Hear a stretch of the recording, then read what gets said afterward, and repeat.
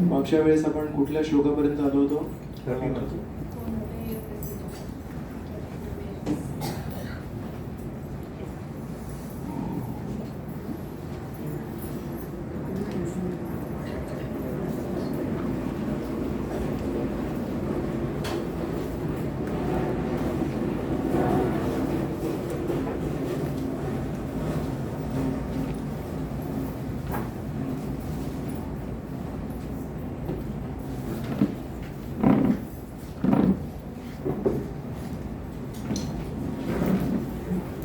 मागच्या वेळेस आपण जी चर्चा केली त्याला भरपूर दिवस झाले, म्हणून एखादा कोणी पॉइंट सांगणार मला 9व्या अध्यायाबद्दल आपण जे आतापर्यंत चर्चा केली?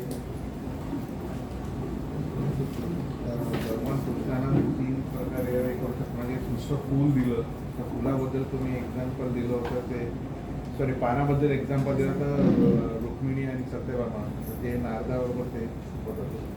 फुलांचं एक्झाम्पल दिलं होतं ते गजेंद्राचं, किंवा भक्ती जो त्याला मदरीचा पारंगणेमुळे त्याला पूर्व जे केलेलं ते आठवतं. आणि तिसरं ते दिलं होतं जे फळाचं विदुरांच्याकडे त्यांची बघून ती त्यांना चालत येते आणि ती विसरते की केळाचं घर खाली पडतं, मग ते विदुर येऊन सांगतात. सुपत्रम पुष्पम फलम तोयम यो मे भक्त्या प्रयच्छति.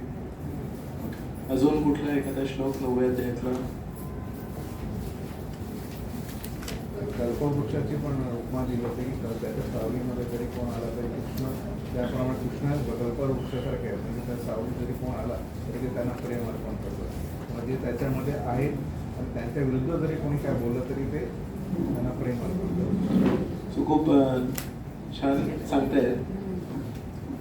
कधी श्रीकृष्णांची तुलना एक कल्पवृक्षाशी होते, पण मी म्हणतो की कल्पवृक्ष पण अपूर्ण तुलना आहे. कारण कल्पवृक्षाचे जो शरण घेतो त्याला जर कल्पवृक्षापासून काही पाहिजे नसेल तर कल्पवृक्षाला त्या व्यक्तीप्रती प्रेम नाही होत. पण श्रीकृष्णांकडे जेव्हा आपण जातो आणि त्यांना सांगितलं की मला तुमच्याकडून काही नको आहे, तुम्ही हवे आहात, तर त्यांना आपल्यावरती प्रेम होतं. आणि अजून त्याच्या पुढची एक गोष्ट यांनी सांगितली की ज्यांनी कल्पवृक्षाची शरण घेतली आहे त्याला जर कोणी त्रास देत असेल, कल्पवृक्ष त्या व्यक्तीतून कधी काही करत नाही. पण माझी ज्यांनी शरण घेतली आहे त्याला मी मदत करेन, पण जो शरण घेतोय त्याच्या विरुद्ध जर कोणी काही करत असेल तर कल्पवृक्ष अनासक्त असतो. पण श्रीकृष्ण तसे नाही आहेत. जर कोणी श्रीकृष्णाची शरण घेतली आणि त्यांना जर कोणी काही त्रास देत असेल तर श्रीकृष्ण म्हणतात अरे हा माझा माणूस आहे, याला कसं काय कोणी त्रास देऊ शकतो. म्हणून की कल्पवृक्षाच्या पलीकडे परमेश्वर. थँक्यू. येस. म्हणजे मी असं वाचलंय त्याच्यात, मी सांगते की त्याच्यामध्ये असं लिहिलं होतं की कल्पवृक्षाकडे आपण जे मागतो, जे इच्छितो तेवढंच कल्पवृक्ष देतो. तर श्रीकृष्ण त्याच्याही बियॉन्ड देतात. त्यांना जे वाटतं की तुमच्या दृष्टीने आणखीन काय चांगलं आहे ते सुद्धा ते देतात. Yes, very good. की एक आहे मागणाऱ्याची बुद्धी आणि एक आहे देणाऱ्याची बुद्धी.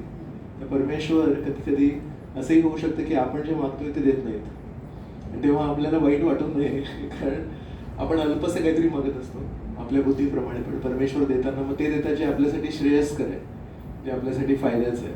खूप छान. Okay, last chance. काय कुठल्या मागच्या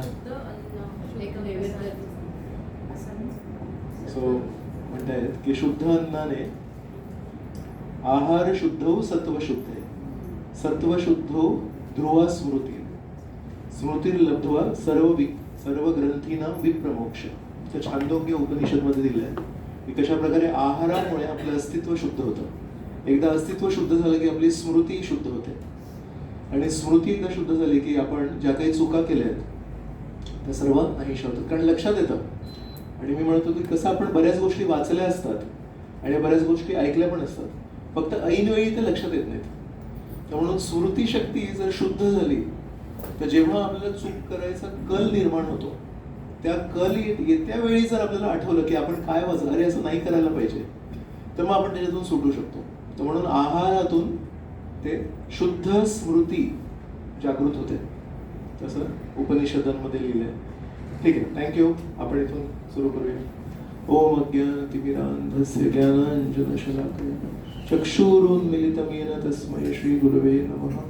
नमो विष्णुपदाय कृष्णप्रेष्ठाय भूतले श्रीमते भक्तिवेदांत स्वामिन् इति नामिने नमस्ते सारस्वते देवे गौरवाणी प्रचारिणे निर्विशेष शून्यवादी पाश्चात्य देशतारिणे जय श्री कृष्ण चैतन्य प्रभु नित्यानंद श्री अद्वैत गदाधर शिव सदी गो. श्लोक क्रमांक 13 किंवा 14 मध्ये श्रीकृष्ण म्हणाले अनन्य चेता हा यो माम स्मरती नित्यशः तस्याहम सुलभ पार्थ नित्ययुक्तस्य योगिना, की जे मला अनन्य भावनेने स्मरण करतात त्यांच्यासाठी मी खूप सुलभ होतो.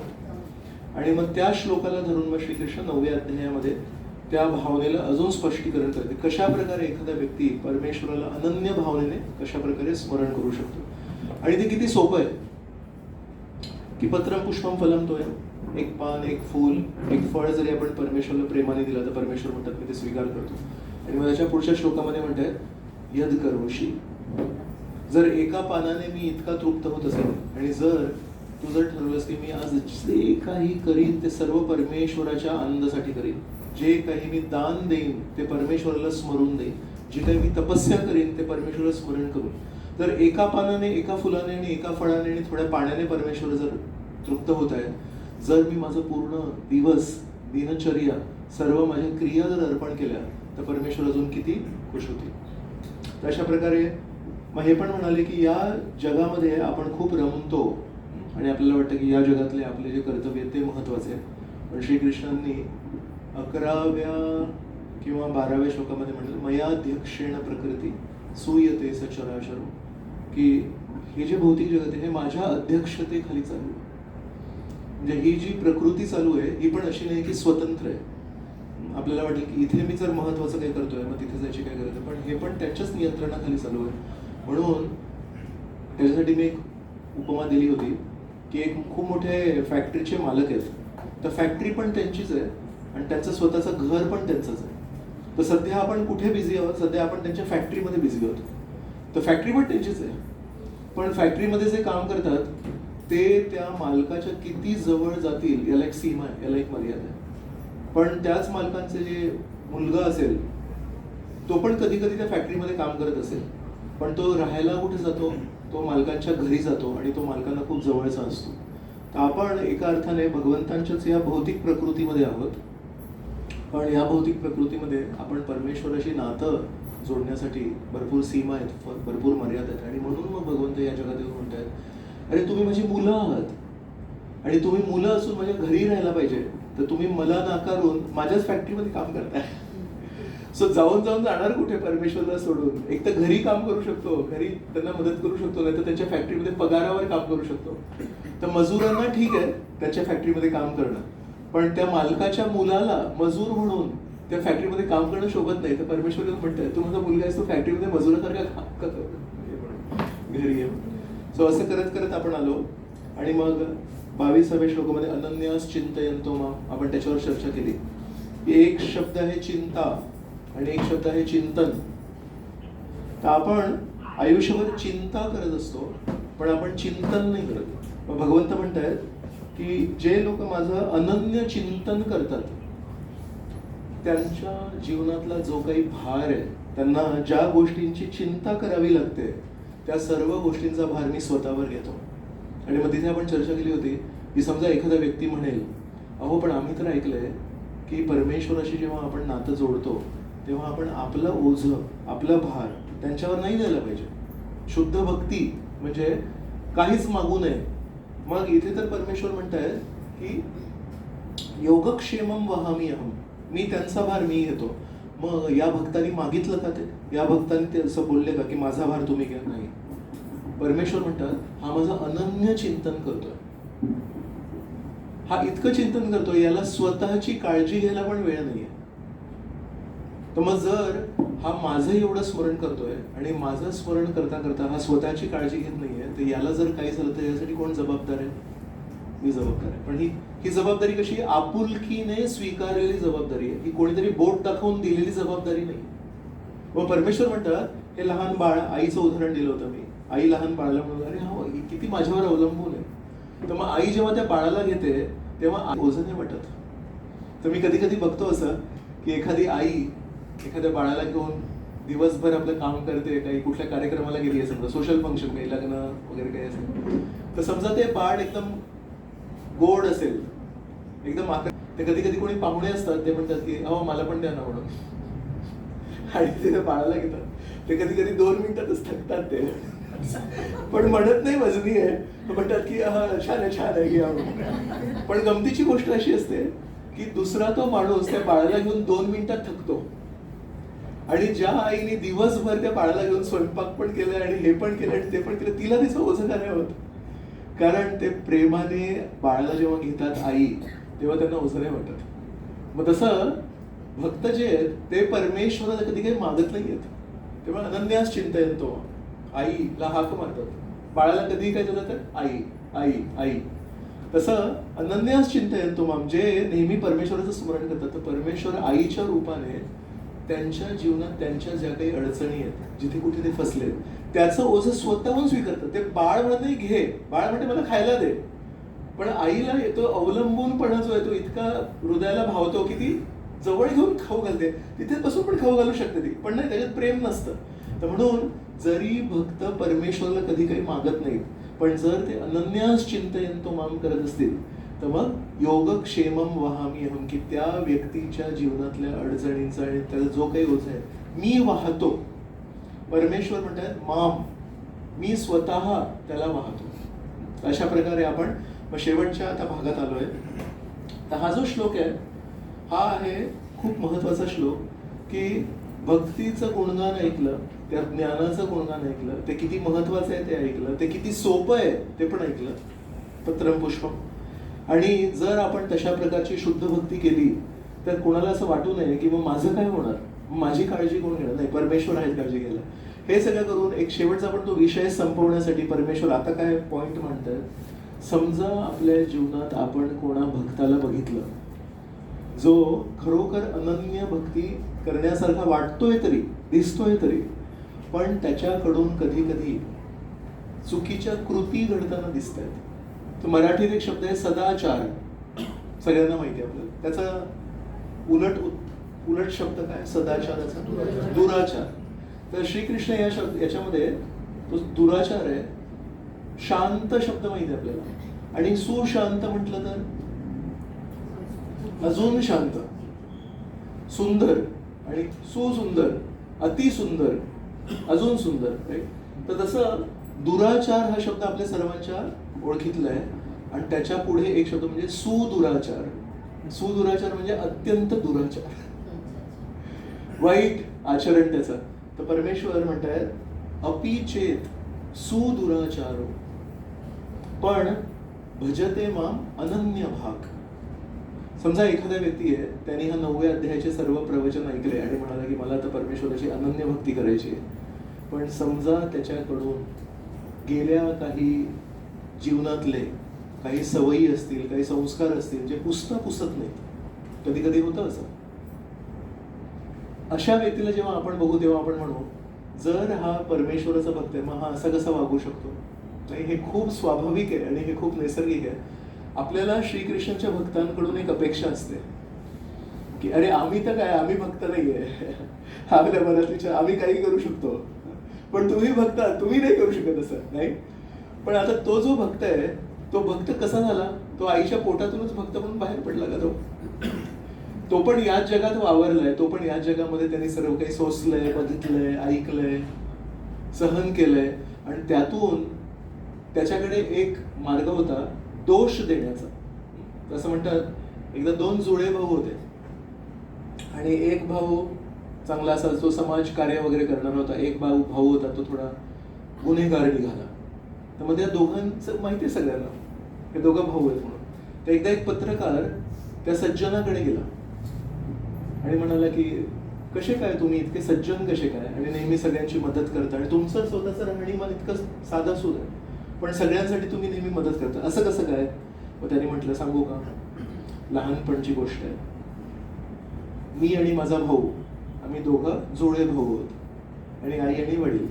तर वडील आमचे वाईट व्यसनांमध्ये फसले होते. तर रोज संध्याकाळी जेव्हा घरी यायचे तेव्हा मारहाण, रोज संध्याकाळी आईला त्रास द्यायचे, रोज संध्याकाळी आमच्याकडे काय काय आरडा ओरडी आणि बरंच काही व्हायचं.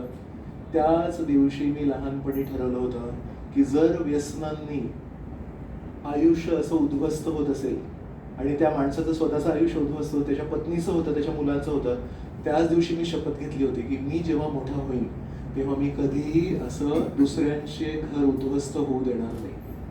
मग ते त्या पत्रकाराला खूप छान वाटलं की किती छान यांनी सांगितलं दृष्टिकोन. तो त्यांनी निवडून वगैरे घेतला. आणि मग काही दिवसांनी त्याला वाटलं की त्याचा भाऊ आहे, त्याला पण थोडं जाऊन विचारूया आपण काय त्याचे विचार आहेत म्हणून. मग त्यांनी त्या भावाला जाऊन विचारलं, म्हणजे तुम्ही या मार्गावर कसे काय, गुंड वगैरे या मार्गावर कसे काय. लहानपणाची गोष्ट आहे. काय गोष्ट आहे म्हणजे माझे वडील तेच शब्द वापरले. आम्ही दोघं जुळे भाऊ होतो, आई होती आणि वडील आमचे व्यसनी होते आणि घरी येऊन आरडाओरडी तोडफोड सगळं काही चालायचं तेच. पण शेवटचं एक वाक्य बदललं त्याचं. मग त्या दिवशी मी विचार केला की जर माझ्यासोबत हे असं होतंय तर मी पण दुसऱ्यांना सोडणार नाही. आता वर्णन हे दोघांचं तेच होतं, पण त्या दोघांनी प्रतिक्रिया ही वेगळी दिली होती. तसं जो व्यक्ती भक्ती मार्गाला सुरू होतोय, ज्याने आता स्वतः पहिलं पाऊल घेतलंय, तो पण एका अर्थाने याच जगातून निघाला ना, याच सर्व शाळातून तो पण बाहेर पडला ना. त्यासाठी अशी वेगळी भक्ती शाळा आहे का कुठे की तिथे फक्त गीता शिकवतात म्हणून? तर तो पण याच शाळेत गेलाय. तीच शाळा ती इथे शेजारी येते. पण तिथे पण त्यांनी त्याच सगळ्या गोष्टी बघितल्यात किंवा ऐकल्यात किंवा अनुभवल्यात. पण त्यांनी काय विचार केला, जर असं होत असेल तर मी एक काम करणार, मी माझ्या जीवनात या सगळ्या गोष्टींना कधी प्रवेश नाही देणार. म्हणून तो आता सध्या भक्ती मार्गाला लागलाय, चांगल्या गोष्टी ऐकतोय, चांगल्या गोष्टी करायचा प्रयत्न करतोय.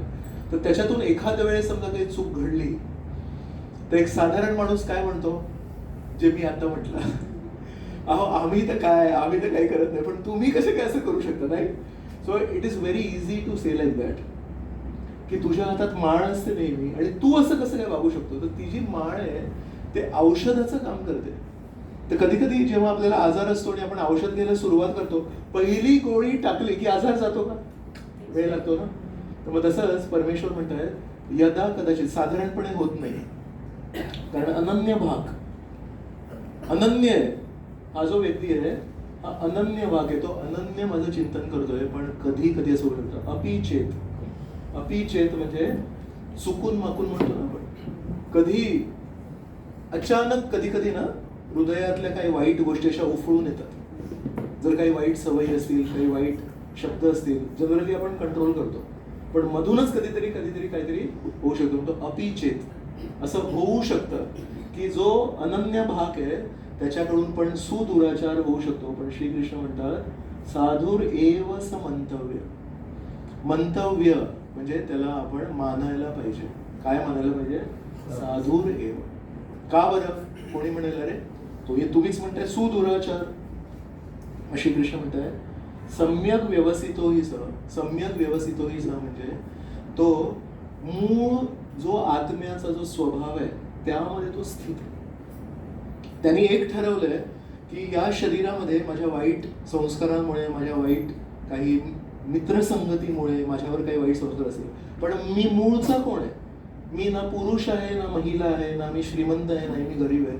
मी ऍक्च्युली परमेश्वराचा एक अंश आहे आणि मी आता परमेश्वरासोबत माझं जे नातं मी विसरलो होतो त्याला मी आता सगळ्यात जास्ती प्राधान्य देणार आहे. मी हा नाही विचार करणार आहे की यांनी काय केलं आणि त्यांनी काय केलं. मी सगळ्यात जास्ती आता महत्व देणार आहे. मी परमेश्वराचा अंश आहे, परमेश्वराशी माझं नातं आहे. त्याला मी विसरून काय काय करत होतो. तर त्यांनी एक लक्षात ठेवलंय, त्याचा जो कंपास आहे चुंबक तो त्यांनी नॉर्थला ठेवलाय. तर जीवनात आपण कधी कुठे वारा जेव्हा येतो, कधी वारा पश्चिमेकडून आला तर आपण पूर्वेकडे वाहून जातो, कधी वारा पूर्वेकडून आला तर पश्चिमेकडे वाहून जाऊ शकतो. वारा कुठूनही येऊ शकतो, पण चुंबक जो असतो मॅग्नेट तो नेहमी नॉर्थलाच दाखवतो. सो तो काय म्हणतोय, वारा कसा येईल माझ्या जीवनामध्ये त्याला मी कंट्रोल नाही करू शकत आणि त्या वाऱ्याचा माझ्यावर काय परिणाम होईल त्याला कंट्रोल नाही करू शकत. कधी कधी आपण ना एकटे नसतो, आपण एका परिवारात राहतो. तर परिवारावर जो वारा वाहतोय तो आपल्याला पण अफेक्ट करतो. आपण असं स्वतःला एकट्याला बाजूला नाही करू शकत. म्हणून आपण जेव्हा समाजात राहतोय तेव्हा समाजामध्ये जे होतं त्याचा परिणाम आपल्यावर होतो, परिवारात जे काही होतं त्याचा परिणाम पण आपल्यावर होतो. पण वाऱ्याला अमुक दिशेने वाहण्यासाठी आपण कधी कंट्रोल नाही करू शकत, पण आपण एक गोष्ट करू शकतो, जो काही वारा आहे, जो काही जसं आहे, त्याच्यामध्ये माझी चेतना मला कुठल्या दिशेला ठेवायची आहे ते कोणी आपल्याला अडवू नाही शकत. अडचणी येऊ शकतात, पण जर आपण वारंवार स्वतःला हा 9वा अध्याय वाचला, स्वतःला एक आठवण करून दिली, ठीक आहे, वारा आता असा वाहतोय, समृद्धीचा वारा असेल तर समृद्धीच्या वाऱ्यामध्ये पण लोक वाहून जातात आणि परमेश्वराला विसरतात. आणि कधी कधी अडचणींचा विरुद्ध वारा येतो, अडचणींमध्ये पण लोक विसरतात. असं नाही की फक्त लोक अडचणींमध्ये विसरतात, समृद्धीमध्ये पण विसरतात. तर म्हणून प्रश्न हा नाही की वारा कुठला वाहतोय, प्रश्न हा आहे की जसा काही समृद्धीचा वारा असू दे किंवा अडचणींचा वारा असू दे, प्रगतीचा वारा असू दे किंवा अधोगतीचा वारा असू दे, या सर्व वाऱ्यांमध्ये परमेश्वराचं माझं जे नातं आहे, आई आणि मुलाचं जे मी नातं सांगितलं, ते विसरण्यासाठी आपण बांधील नाही आहोत. असं गरजेचं नाही आहे की इथून वाराला तर आपण विसरू, इथून वारा, ते अनन्य भाग नाही आहे. म्हणून आपण नेहमी परमेश्वराला काय विचार करायला पाहिजे, आपण काय प्रार्थना करायला पाहिजे, मला नेहमी समृद्धी दे, गरज नाही ही भावना व्यक्त करायची. मला अडचणी दे, हे पण गरज नाही. मला नेहमी प्रगतिशील ठेव, गरज नाही. आणि मला आपण नेहमी एकच प्रार्थना करायला पाहिजे, एकच दान देगा देवा, तुझा विसर न व्हावा. कारण ती खरी प्रगती आहे, ती खरी समृद्धी आहे. या जगामध्ये जी काही समृद्धी आपण म्हणतो ती क्षणिक आहे. कधी 4 वर्षांसाठी समृद्धी असते, परत 2 वर्षांसाठी समृद्धी जाते. कधी आपली प्रगती होते आपल्या दृष्टीने, पण कधी कधी नैतिक अधोगती येते. आर्थिक प्रगती होत असेल आणि यशाच्या दृष्टीने प्रगती होत असेल, पण कधी कधी जी आर्थिक प्रगती होते किंवा आर्थिक सुबकता येते, त्याने कधी कधी नैतिक अधोगती पण होते. वाईट व्यसनं, वाईट सवयी कोणाला लागतात, ज्याचे खिसे शेवटी खूप आल्हाददायक आहे, खूप आनंद देणार आहे. तर म्हणून जरी कुठल्या वैष्णवावर एका अर्थाने राग असतील, पण त्याच्या संगतीमध्ये एक गोष्ट होईल की आपल्याला नेहमी परमेश्वराचं स्मरण होईल. ती जी अलौकिक गोष्ट आहे एका वैष्णवाच्या जीवनात, जेव्हा पण आपण बोलतो तेव्हा परमेश्वराचं स्मरण होतं. ते पूर्ण जगामध्ये सदाचारी लोक असू शकतात, कोणी एकदम साधे भोळे असतील, पण त्यांच्या मनामध्ये परमेश्वराप्रती प्रेम आहे का, तर ते परमेश्वराचं स्मरण करून देऊ नाही शकत आपल्याला. ते चांगले लोक आहेत, स्वभावाने चांगले, पण परमेश्वराप्रती त्यांना आईप्रती आणि वडिलांप्रती काहीही घेणं देणं नाही. तर समजा एखादा मुलगा आहे, तो आई आणि वडिलांप्रती खूप कृतज्ञ आहे, पण त्याच्याकडून कधी कधी चुका घडतात, समाजामध्ये काय काय होतं आणि लोक येऊन त्या आई वडिलांना सांगतात, काय हो तुमचा मुलगा तिथे काय करत होता, पण तो घरी आला म्हणतो आई ॲक्च्युली का कोणास ठाऊक, पण शाळेमध्ये कॉलेजमध्ये ना माझी वाईट सांगत होते, तर मला कधी कधी असं होतं. पण आई वडिलांप्रती तो खूप कृतज्ञ आहे, त्याला आई वडिलांप्रती खूप मान सन्मान आहे, आई वडिलांचा नेहमी तो पाया पडतो, पण कधी चुकीने त्याच्याकडून काही चुका घडतात. आणि दुसरा एक मुलगा आहे अगदी म्हणतो ना आपण गुणी, कधी कोणाचं वाईट नाही करणार, कधी कोणाला काही बोलणार नाही, पण आई वडिलांप्रती त्याला काहीही भावना नाही. आई वडिलांना कधी तो नमस्कार पण करत नाही. आई वडिलांना जर विचारलं तुम्हाला कोण जवळ आहे, तर काय म्हणतील आई वडील? एकीकडे आहे एक मुलगा जो कधी कधी बाहेर त्याच्याकडून काही काही चुका घडतात, पण त्याला नेहमी त्याचा संकोच आहे, त्याला वाईट वाटतं ते, पण तो म्हणतो काय करू, म्हणजे मित्रमंडळी असे होते एकेकाळी, तर मला ते असेल, पण आई मला मात करायची आहे वाईट गोष्टींवर. आणि नेहमी आई वडिलांना नेहमी तो कृपा मागत असतो, आई वडिलांना नेहमी सल्ला मागत असतो. आणि दुसरा मुलगा आहे अगदी गुणी, कधी त्याची कोणी कंप्लेंट नाही करणार, काय नाही म्हणणार, पण आई वडिलांची तो एक शब्द बोलत नाही, कधी काही नाही. तर आपल्याला काय वाटतं, कोणाबद्दल आपल्याला वाटतं? श्रीकृष्ण म्हणतात की जरी चुकीने कोणा वैष्णवाकडून काही चुकीच्या गोष्टी घडत असतील, पण एक माहिती पाहिजे की त्याला त्याचा सम्यक व्यवस्थित तो हिस्सा, मूळ त्याचं जे आई वडिलांची नातं आहे त्या नात्यामध्ये तो फिक्स आहे, पण आहे तिकडे. त्याच्यामुळे थोडेफार जे डाग ते लगेच निघून जातील. एक विष्णू धर्मोत्तर म्हणून पुस्तक आहे, त्या विष्णू धर्मोत्तरामध्ये खूप छान उदाहरण दिले. म्हणाले की कधी कधी कमळाचं फूल एका चिखलात असेल, एका तळ्यात असेल, आणि कमळाचं फूल म्हणजे चिखलातच येतं, घाणीतच येतं, ते काय असं स्वच्छ ठिकाणी येत नाही. त्या कमळामध्ये जेव्हापर्यंत ते फूल आहे तेव्हापर्यंत आपल्याला असं वाटतं की आजूबाजूला काही त्याच्यावर चिखलाचे काही थेंब किंवा काही दुर्गंधी पाण्याचे थेंब वगैरे त्याच्यावर उडले असतील. पण जसंच तुम्ही त्या कमळाच्या फुलाला बाहेर काढलं त्या चिखलातून, तर त्यावर असलेले त्या पानांवर, त्या पाकळ्यांवर असलेले जे थेंब असतील गढूळ पाण्याचे ते सगळे सांडून जातात. आणि कमळाचं फूल जेव्हापर्यंत चिखलात आहे तेव्हापर्यंत थोडाफार रेफरन्स असतो, त्याला संदर्भ असतो चिखलाचा. त्या चिखलाच्या तळ्यातून जेव्हा तुम्ही ते फूल काढाल आणि कोणाच्या तरी हातात द्याल, त्याला माहिती पण नाही पडणार की हे फूल त्या चिखलात होतं, त्या घाणीत होतं म्हणून. का? कारण कमळाचं फूल जरी चिखलात असेल तरी पण त्याचा स्पर्श होत नाही त्याला. जसं तुम्ही त्याला बाहेर काढा दुर्गंध तर नक्कीच येणार नाही, कारण कमळाचा स्वतःचाच सुगंध असतो. आणि या उलट थोडं कुठे काही थेंब वगैरे पडलेले असतील तर ते सगळे स्लाईड होतात, ते सगळे तिथून वाहून जातील. तर म्हणून त्या दृष्टीने म्हणतात की ऍक्च्युली वैष्णव परमेश्वरावर इतकं नित्य स्मरण जर असेल, चुकीने त्याच्यावर कधी कधी काही गढूळ पाण्याचे थेंब उडले असतील, पण ते कमळ जर आपण त्या परिस्थितीतून बाहेर काढलं तर लगेच ते स्वच्छ पण होतं.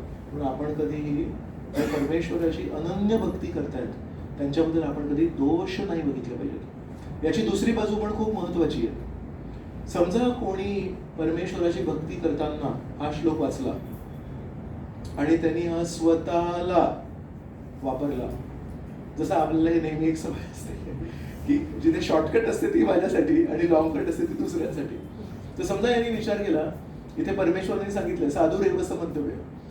जर कोणी म्हटलं आता याच्या पुढे मी स्वतःवर काही ताबा नाही ठेवणार, याच्या पुढे मी बोलताना काही ताबा नाही ठेवणार आणि मला वाटेल तसं मी वागीन, वाटेल तसं मी बोलीन. आणि जर कोणी म्हटलं की अहो असं कसं, थोडं तरी काही कंट्रोल ठेवा, साधू रेव मंतव्य. तर काही ठिकाणी काही धर्मांमध्ये एक पद्धत आहे की समजा तुम्ही काही चुका केल्या, तुम्ही काही पाप केले, तर मग त्यांचं जे धर्माचं जे ठिकाण आहे तिथे जाऊन काही पैसे भरायचे आणि त्या पापाची माफी मागायची. तशा प्रकारे एका ठिकाणी एक मुलगा गेला आणि म्हणाला काल रात्री मी काही चुकीच्या गोष्टी केल्या ज्या मी तुम्हाला नाही सांगू शकत. तर ते अनॉनिमस असतं. अनॉनिमस म्हणजे जो बोलतोय त्याचा चेहरा नाही दिसत, एक कॅबिन असते तिथे त्यांचे प्रतिनिधी असतात आणि त्यामध्ये पडदा असतो, तर कोणी एकमेकांना बघायला नाही पाहिजे. तर मग तिथे जाऊन मन मोकळेपणाने बोलायचं माझ्याकडून काय काय चुका झाल्या, मी काय काय पाप केलं. त्या मुलगा म्हणतो काल रात्री मी हे पण केलं, ते पण केलं, ते पण केलं आणि ते पण केलं. तर तो आतमधला जो माणूस आहे तो म्हणाला अरे असं नाही करायला पाहिजे. तो म्हणतो हो पण पैसे किती होतात ते सांगा. तर मग त्यांनी सांगितलं काही 2000 रुपये वगैरे, त्यांनी 2000 रुपये दिले. मग परत त्या रात्री परत काहीतरी झालं, मग दुसऱ्या दिवशी परत आला, काल रात्री मी हे केलं. तुझा आवाज ओळखीचा वाटतोय. हो काल पण मी आलो होतो. मग काल कसं काय केलंस रे? नाही तर काय करणार, केलं खरं, आता मी माफी मागायला आलोय. पण असं रोज रोज नाही करायला पाहिजे. किती होता ते सांगा. 2000 रुपये. परत 2000 दिले. मग तिसऱ्या दिवशी जेव्हा आला तेव्हा तो बोलायच्या आधी त्याने म्हणाले आजचे इतके. तर त्याला पण लक्षात नाही आलं काय. तर त्यांनी बघितलं तर 4000 रुपये होते. तर तो म्हणाला 4000 कशाचे? तर तो म्हणाला आज जे करणार आहे ते आणि उद्या मला यायला वेळ नाहीये, तर मग उद्याचे पण आता. सो जरी आपल्याला हे हसू येत असेल पण ऍक्च्युली हा जो ऍटिट्यूड आहे, ही जी भावना आहे की इथे चुका करायच्या आणि इथे त्याची माफी रेडी आहे, तर हे जरी तिथे पैशांचं होत असेल पण आपल्यामध्ये मी सांगतो की एखादा माझा मित्र असेल आणि त्या मित्राला मी उद्धटपणे बोलणार सॉरी. सो तो सॉरी जो आहे तो इथे रेडी असतो, तो इथे तो तयारच असतो की काहीतरी चूक करायची, काहीतरी उलट बोलायचं आणि तो शेजारी सॉरी असं सॉरी बोलायचं. तो सॉरी एकदा त्याच्यामध्ये काहीतरी अर्थ आहे. पण जर मी रोज तीच चूक करत असेल, रोज मी उलट बोलत असेल, रोज मी तसं वागत असेल आणि जर मी म्हटलं सॉरी सॉरी सॉरी, तर काही दिवसांनी समोरचा व्यक्ती म्हणतो आता तुम्ही हे करणार आहे आणि आता सॉरी बोलणार आहे. आणि तुमच्या सॉरीला ना काही वजनच नाही आहे, त्या सॉरीला काही महत्वच नाही आहे. राईट. एकदा असंच एक जोडपं यंग जोडपं एकदा मंदिरामध्ये माझ्याशी बोलत होतं. ते माताजी जे आहेत ते मला म्हणत होते की हे आहेत ना, यांना कोणाची काही काळजी नाही आणि माझी पण काळजी करत नाही. त्यांना 2 मुली आहेत, त्या 2 मुलींची पण काळजी करत नाहीत. मग त्याच्या माताजी ते वर्किंग नाही आहेत, तर हे वर्किंग आहेत. तर एक दिवशी घरी आले आणि थोडं घर अस्तव्यस्त, सोफा वगैरे सगळं नीट नव्हता तो. सो काय झालं याला माहिती नाही, पण यांनी घरी येऊन लगेच ब्लास्ट केला. एनिवेज तुला काही काम नाही आहे, एनिवेज तू घरीच असते बसलेली, एवढं पण तुला नाही करता येत की घराला नीट पण नाही ठेवता येत, असं काहीतरी ना, पण अगदी तिखट असं टोचणारं काहीतरी बोलला. तर त्या माताजींना इतकं वाईट वाटलं. पण मी, आपल्या घरी 2 मुली आहेत, त्या 2 मुलींची काळजी घेते मी, आणि त्या 2 मुलींना सकाळी उठवायचं, हां, सगळी त्यांची काळजी घ्यायची, तुम्हाला सर्वांना माहिती आहे. पण मी जे ऐकलं ते मी सांगतो, मी अनुभव नाही केलाय. पण तर सकाळी उठवायचं, त्यांची काळजी घ्यायची, स्कूलला पाठवायचं, डबा बनवायचा, त्यांना सोडायचं, त्यांना घेऊन यायचं, मग होमवर्क करून घ्यायचं, हे करून घ्यायचं, ते करून घ्यायचं.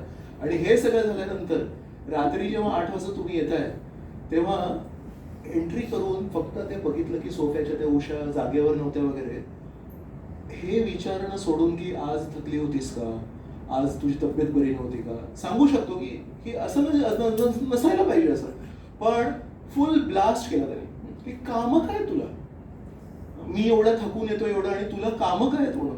सो त्या माताजींना इतकं वाईट वाटलं. ते होतीशी लहानशी गोष्ट की त्यांनी काही वाईट शब्द नाही वापरले, फक्त ते म्हणाले तुला कामं काय आहेत, तुला घराचं नीट नेटके पण ठेवता येत नाही, तुला कामं काय नव्हती. इतकं टोचलं त्या माताजींना. ते माताजी त्यांना मंदिरात घेऊन आले आणि म्हणाले हे योग्य आहे का मला सांगा. तर मी त्यांना ते सांगतोय त्या प्रभूजींना की दुसरा काय करतो ना हे आपल्याला कधी कधी माहीत नसतं. तर आपण विचारू शकतो, तुमचे विचार व्यक्त करू शकता, मला हे काय आवडत नाही, असं सगळं अस्तव्यस्त आहे. ऍटलीस्ट ते सांगतील तरी की मी आज सकाळपासून 8 वाजेपासून ते रात्री 8 पर्यंत मी केलं काय, आणि त्याच्यामध्ये जर टाइमपास केला असेल तर मग सांगा तुम्ही.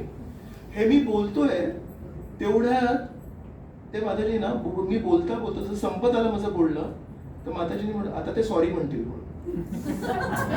आणि ऍक्च्युली तसं झालं, हे आता मी कसं सिक्वेन्स मध्ये बोलतोय, पण ते ऍक्च्युली कसं एकदम जुळून आलं की मी बोलता बोलता बोलता एका ठिकाणी मी थांबायचं असं, तर कळतं ना आपलं की आता थांबणार आहे, तेवढे ते माताजी बोलले आता सॉरी बोलते, त्याच क्षणी त्यांनी सॉरी म्हटलं.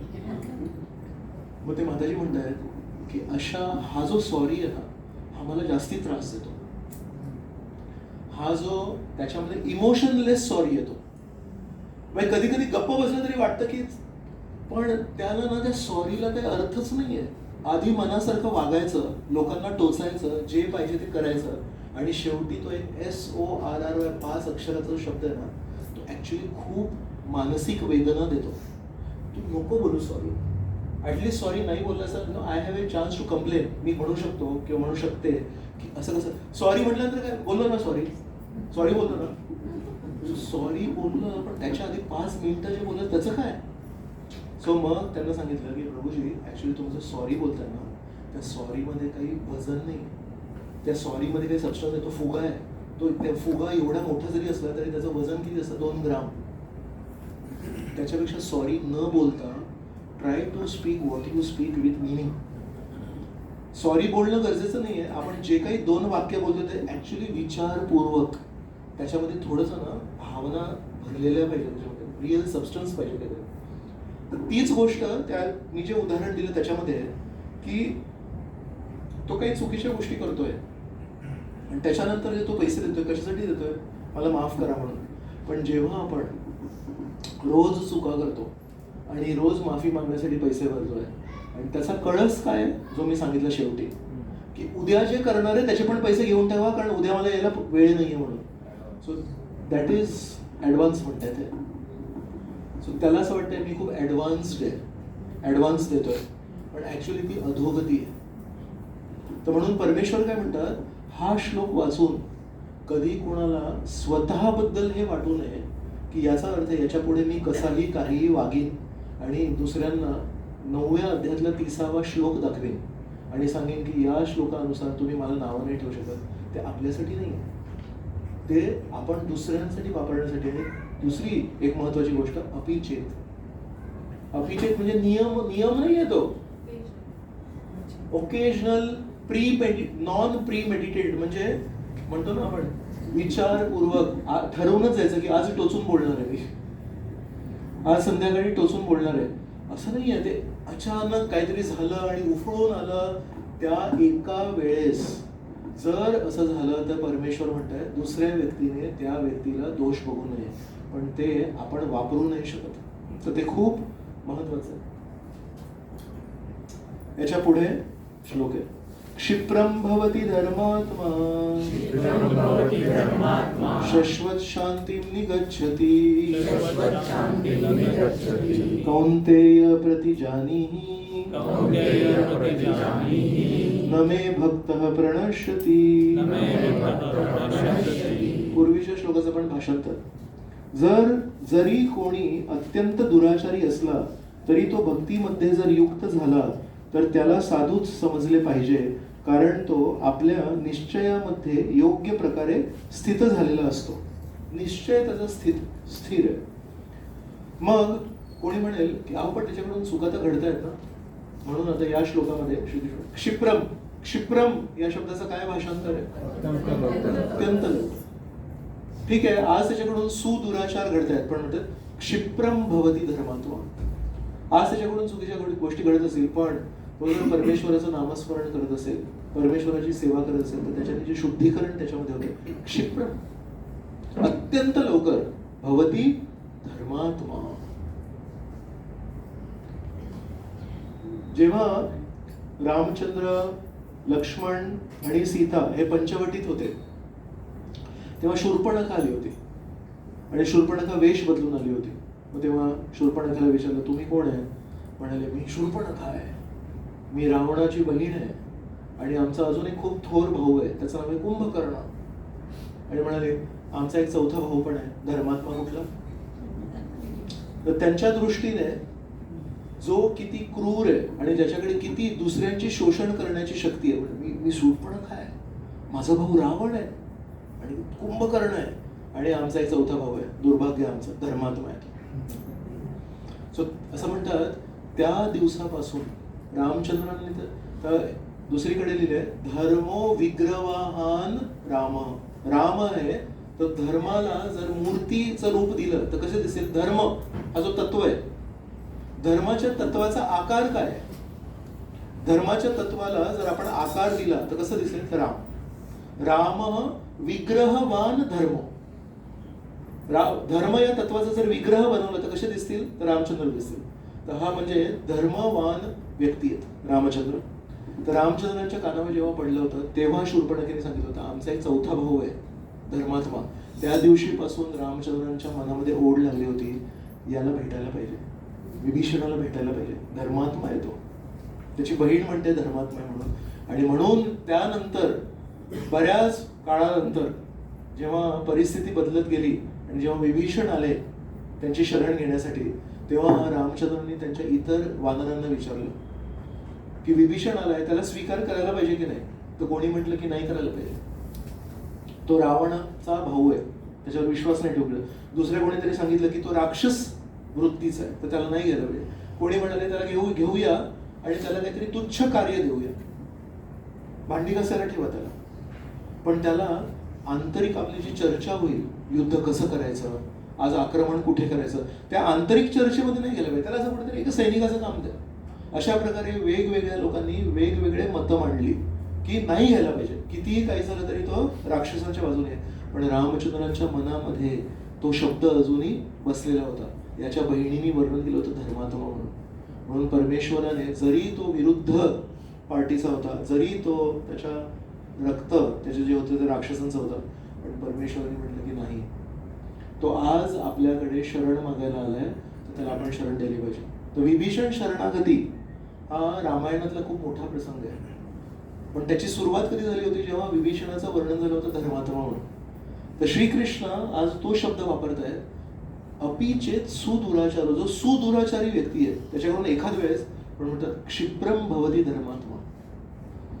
का बरं? कारण म्हणतात त्यांनी योग्य ठिकाणी त्याचं जी डिटर्मिनेशन आहे, त्याचं जे जिद्द आहे ती कुठे लावली आहे त्यांनी? की नाही, मला परमेश्वराला विसरायचं नाही म्हणून. म्हणतात शश्वत शांतीम निगच्छति कौन्तेय प्रतिजानीहि न मे भक्तः प्रणश्यति. तर याचं आपण भाषांतर वाचूया. तो लवकरच धर्मात्मा म्हणजे सदाचारी होतो आणि त्याला शाश्वत शांती प्राप्त होते.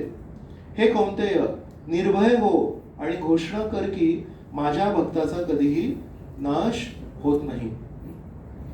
तर एकदा नारद मुनी हनुमानजींशी बोलत होते, पांडवांशी बोलत होते.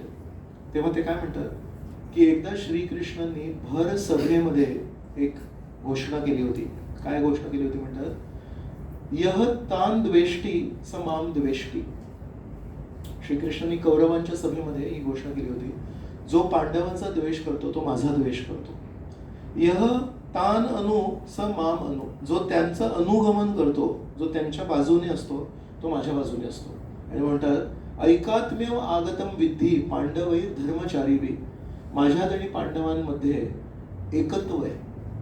जर कोणी पांडवांची शरण घेतली म्हणजे माझी शरण घेतली. आणि एका परिस्थितीमध्ये, इतर एका परिस्थितीमध्ये दुर्योधनाने श्रीकृष्णांना म्हटलं की तुम्ही माझ्या घरी जेवायला येणार का म्हणून. तर तेव्हा श्रीकृष्णाने खूप सांगितलं, द्विषद अन्नम न भोक्तव्यम. ज्या व्यक्तीला आपला द्वेष आहे त्याच्याकडून आपण कधी जेवण नाही करायला पाहिजे, कारण त्याच्यामध्ये त्याच्या ज्या भावना आहेत त्या पेरलेल्या असतात. त्याला आपलं वाईट विषय आपल्याबद्दल. द्विषद अन्नम न भोक्तव्यम द्विषंतम नैव भोजयेत. आणि जो आपला द्वेष करतो त्याच्याकडे खायला नाही पाहिजे आणि त्याला खाऊ पण नाही घालायला पाहिजे. आणि म्हणतात पांडवान द्विषसे राजन मम प्राणही पांडव. की तू मला जेवायला बोलवतोयस पण माझं प्राण आहेत 5 पांडव आणि त्यांच्याबद्दल तुझ्या मनामध्ये द्वेष आहे म्हणून मी तुझ्या घरी कधी येणार नाही. तर याच्यावर स्पष्टीकरण करताना काय म्हणतात, आपल्या शरीरामध्ये 5 वायू असतात. एक वायू आहे ते आपल्या डोळ्यांच्या पापण्या हलवायला मदत करतो. तर कधी कधी पापण्या हलवत नाहीत, तर ते कधी वात वाढला असेल तर असं होतं. हे सगळं ॲलोपॅथीमध्ये नाही आहे, आयुर्वेदमध्ये. तर एक वायू इथे असतो, एक वायू असतो तो इथून कधी कधी जेव्हा आपण खूप जेवतो तेव्हा बाहेर पडतो. कधी कधी मागून पण एक वायू असतो, तो तिसरा वायू. चौथा वायू आहे तो पाचन शक्तीसाठी एक वायू असतो. आणि 5वा वायू असतो तो प्राणवायू असतो. तर हे 5ही वायू शरीराच्या योग्य याच्यासाठी महत्वाचे आहेत. तर म्हणतात जसं आपल्या शरीरामध्ये हे 5 वायू महत्वाचे आहेत, तसं श्रीकृष्ण म्हणतात मम प्राणही पांडवा. ते जे 5 भाऊ आहेत ते माझे प्राण आहेत, ते माझ्यासाठी खूप महत्वाचे आहेत. का? कारण पांडवांनी आयुष्यभर जे काही जीवन जगलं ते परमेश्वराच्या इच्छापूर्तीसाठी जगलं. परमेश्वराला या जगामध्ये जे काही घडवून आणायचं होतं ते घडवून आणण्यासाठी पांडव त्यांच्या हातातले साधन आहेत. पांडवांनी स्वतःसाठी कधी जीवन नाही जगलंय. श्रीकृष्ण म्हणतात असं करूया, ठीक आहे, तुमच्या इच्छेसाठी जगले. तर म्हणून श्रीकृष्ण म्हणतात की हे माझ्यासारखेच आहेत, माझ्यापासून भिन्न नाही आहेत. म्हणून दुर्योधना तू त्यांचा द्वेष करतोस, एका अर्थाने तू माझा द्वेष करतोस.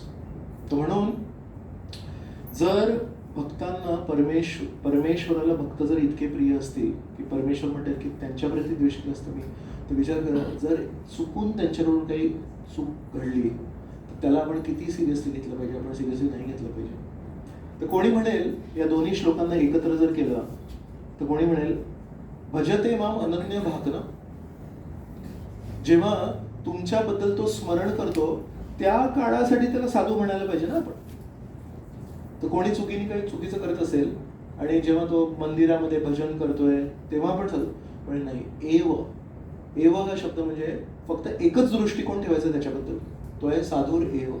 एव म्हणजे असं नाही की तो जेव्हा चांगले कार्य करतो तेव्हा त्याला साधू समजायला पाहिजे. जेव्हा तुमच्या डोळ्यासमोर तो काहीतरी चुकीचं करत असेल नाईलाजाने आणि चुकीने, तेव्हा पण साधू समजायला पाहिजे. साधूर एव समंतव्य. तर कधी पण मनात चुकीने पण असा विचार नाही आला पाहिजे की हा 5 मिनिटासाठी तरी दुराचारी आहे, डोळ्यांना दिसतंय दुराचारी आहे, पण आतमध्ये तो स्थिर आहे परमेश्वराप्रती. आणि मग तो असा व्यक्ती धर्मात्मा कसं काय, तर क्षिप्रम भवती आहे ना संस्कृत भाषेमध्ये. अभवत म्हणजे पास्ट टेन्स, इतिहास. भवती म्हणजे प्रेझेंट टेन्स, वर्तमान काळ.